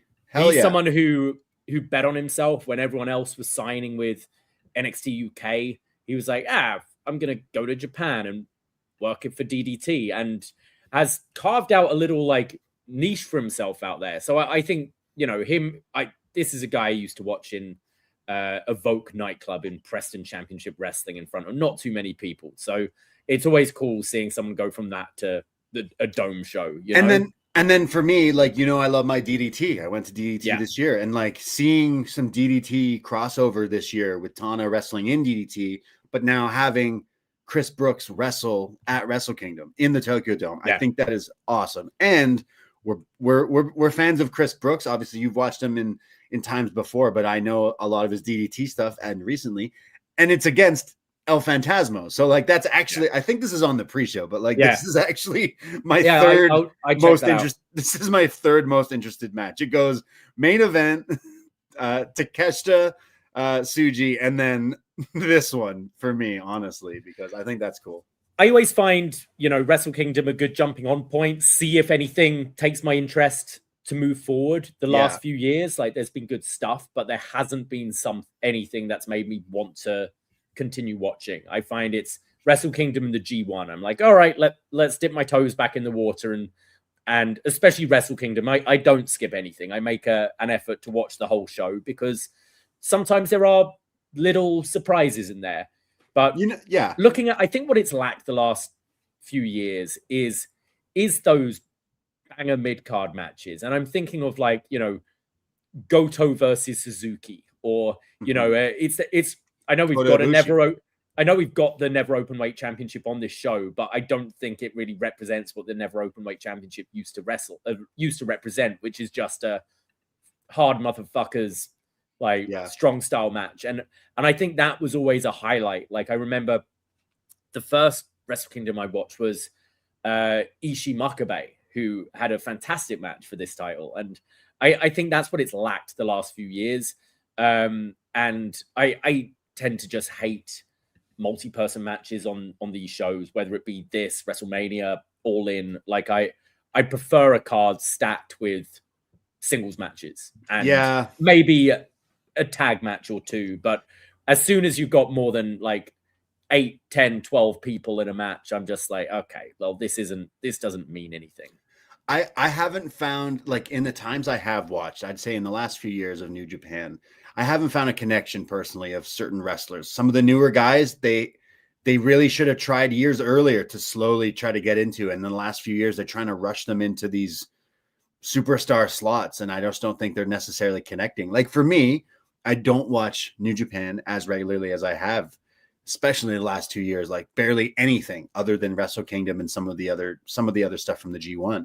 But I think, like, I love Takeshita, and it looks like a lot of the Japanese New Japan fans are not behind Takeshita. So I do see Tsuji beating him for this title. Like, I think that is the direction. And I think they really need to pick someone and go with them. And I think he might need to be the one. Like, out of all the guys, is Yota Tsuji not the one that you would be the horse to bet on out of like the crop of new people?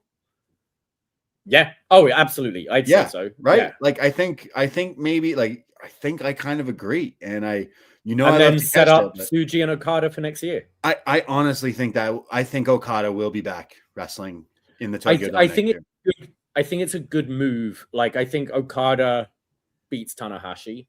Yes.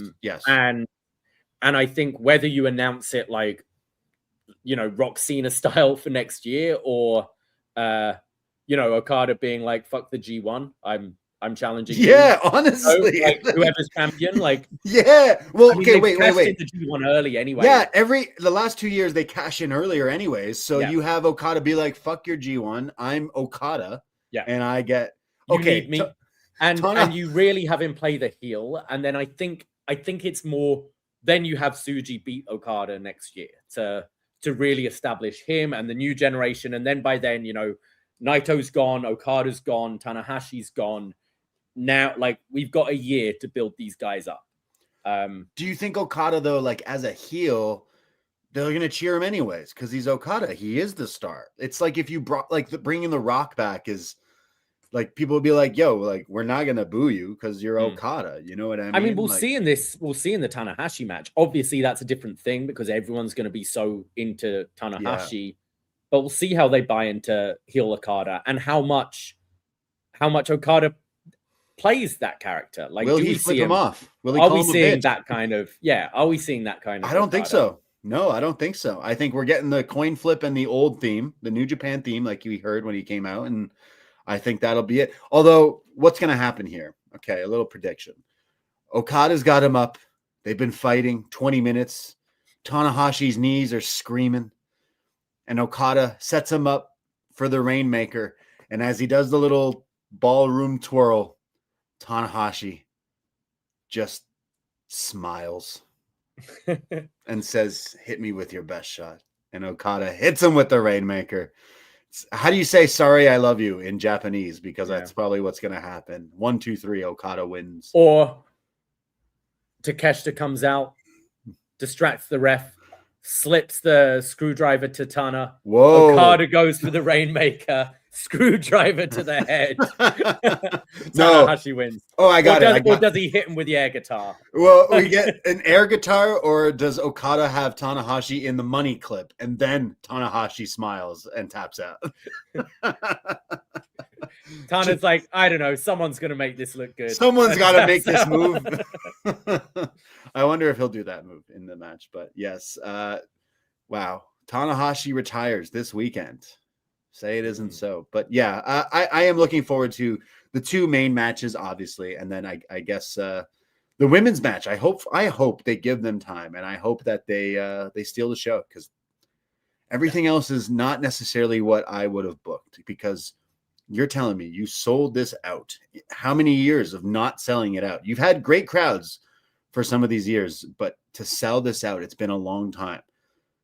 You have a lot of people's eyes on this product at this point for this show this weekend. And I just feel like it isn't the best use of some of the talent involved. I could be wrong. And this weekend, when we talk about it, we could be like, wow, they did. I just don't think that's it. I don't know what I would have booked differently to get it more excited, to get me more amped, but I still am going to watch it. Like you said, this is a show I like to watch front to back. I'm going to try to watch this live. I probably won't, but we will be talking about it sometime this weekend on Sunday. I know you're probably going to have to wake up and watch it, so we might go live Sunday, not at 2 p.m., but maybe like a 3 or a 4 or something, depending, because I know you got to watch this thing. I'm not going to get it watched before 3. So I'd there you say go. 4 o'clock would be safest for there me, because I do have to sleep.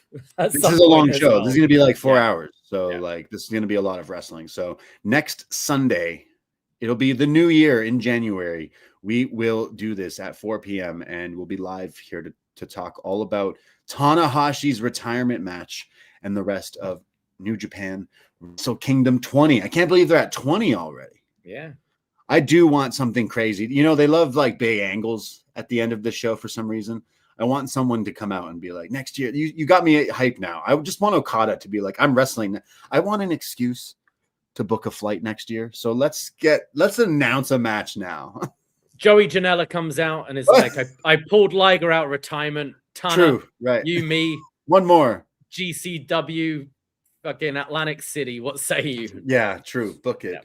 Yeah. I hope they can find some stride. I hope this show is a reason to get some interest and get some fire lit under them, and hopefully they have some good content coming soon. But we shall see. But yes, WrestleKingdom this week. What time does it start? Sunday morning, like 3 or something. 3 a.m. Yeah. So can you close the blinds at the bar and do a lock-in? I'm gonna be working a 10-hour shift. I am not then watching a 4-hour pay-per-view. It just ain't happening. You'll be on fumes, and then Evil comes out, and you're like, I'm done. I'm fine. Yeah. I got a 10-man tag and a Rambo. Like, all right. We're running a gauntlet right now. We're about to end this show. Is there anything else from this week? I think let's save the WWE chat for tomorrow. I think I'm gonna cook some dinner and watch Raw. But yeah, let's save WWE for tomorrow. We can talk about Melo Ilya and the 3 stages of hell and all that, and whatever happened on Raw tonight. Excellent. Well, appreciate everyone out there listening and supporting. Again, hit that subscribe if you haven't already. Poisonrana.ca for all of the links of everything that we do. We will be live Tuesday right after NXT around 9:30 because we have the pre-taped show. So we will be starting early And then this Sunday we'll be live with another one. But check out patreon.com/Poisonrana if you haven't already. I saw some people sign up over the holidays. Really appreciate you. Again, $5. You get access to hundreds of different podcasts, retro wrestling, pay-per-view reviews, movie reviews, and so much more. And it's what keeps us going. So it's only $5. Go check it out if you haven't already. We talk about a whole lot of stuff on the Patreon. And happy holidays, everyone. We will talk to you, not in the new year quite yet, but we'll talk to you soon. Talk to you tomorrow. Yeah, we'll talk to you tomorrow. There you go. That is it. That is all. Take care. Goodbye and be safe. Ahoy!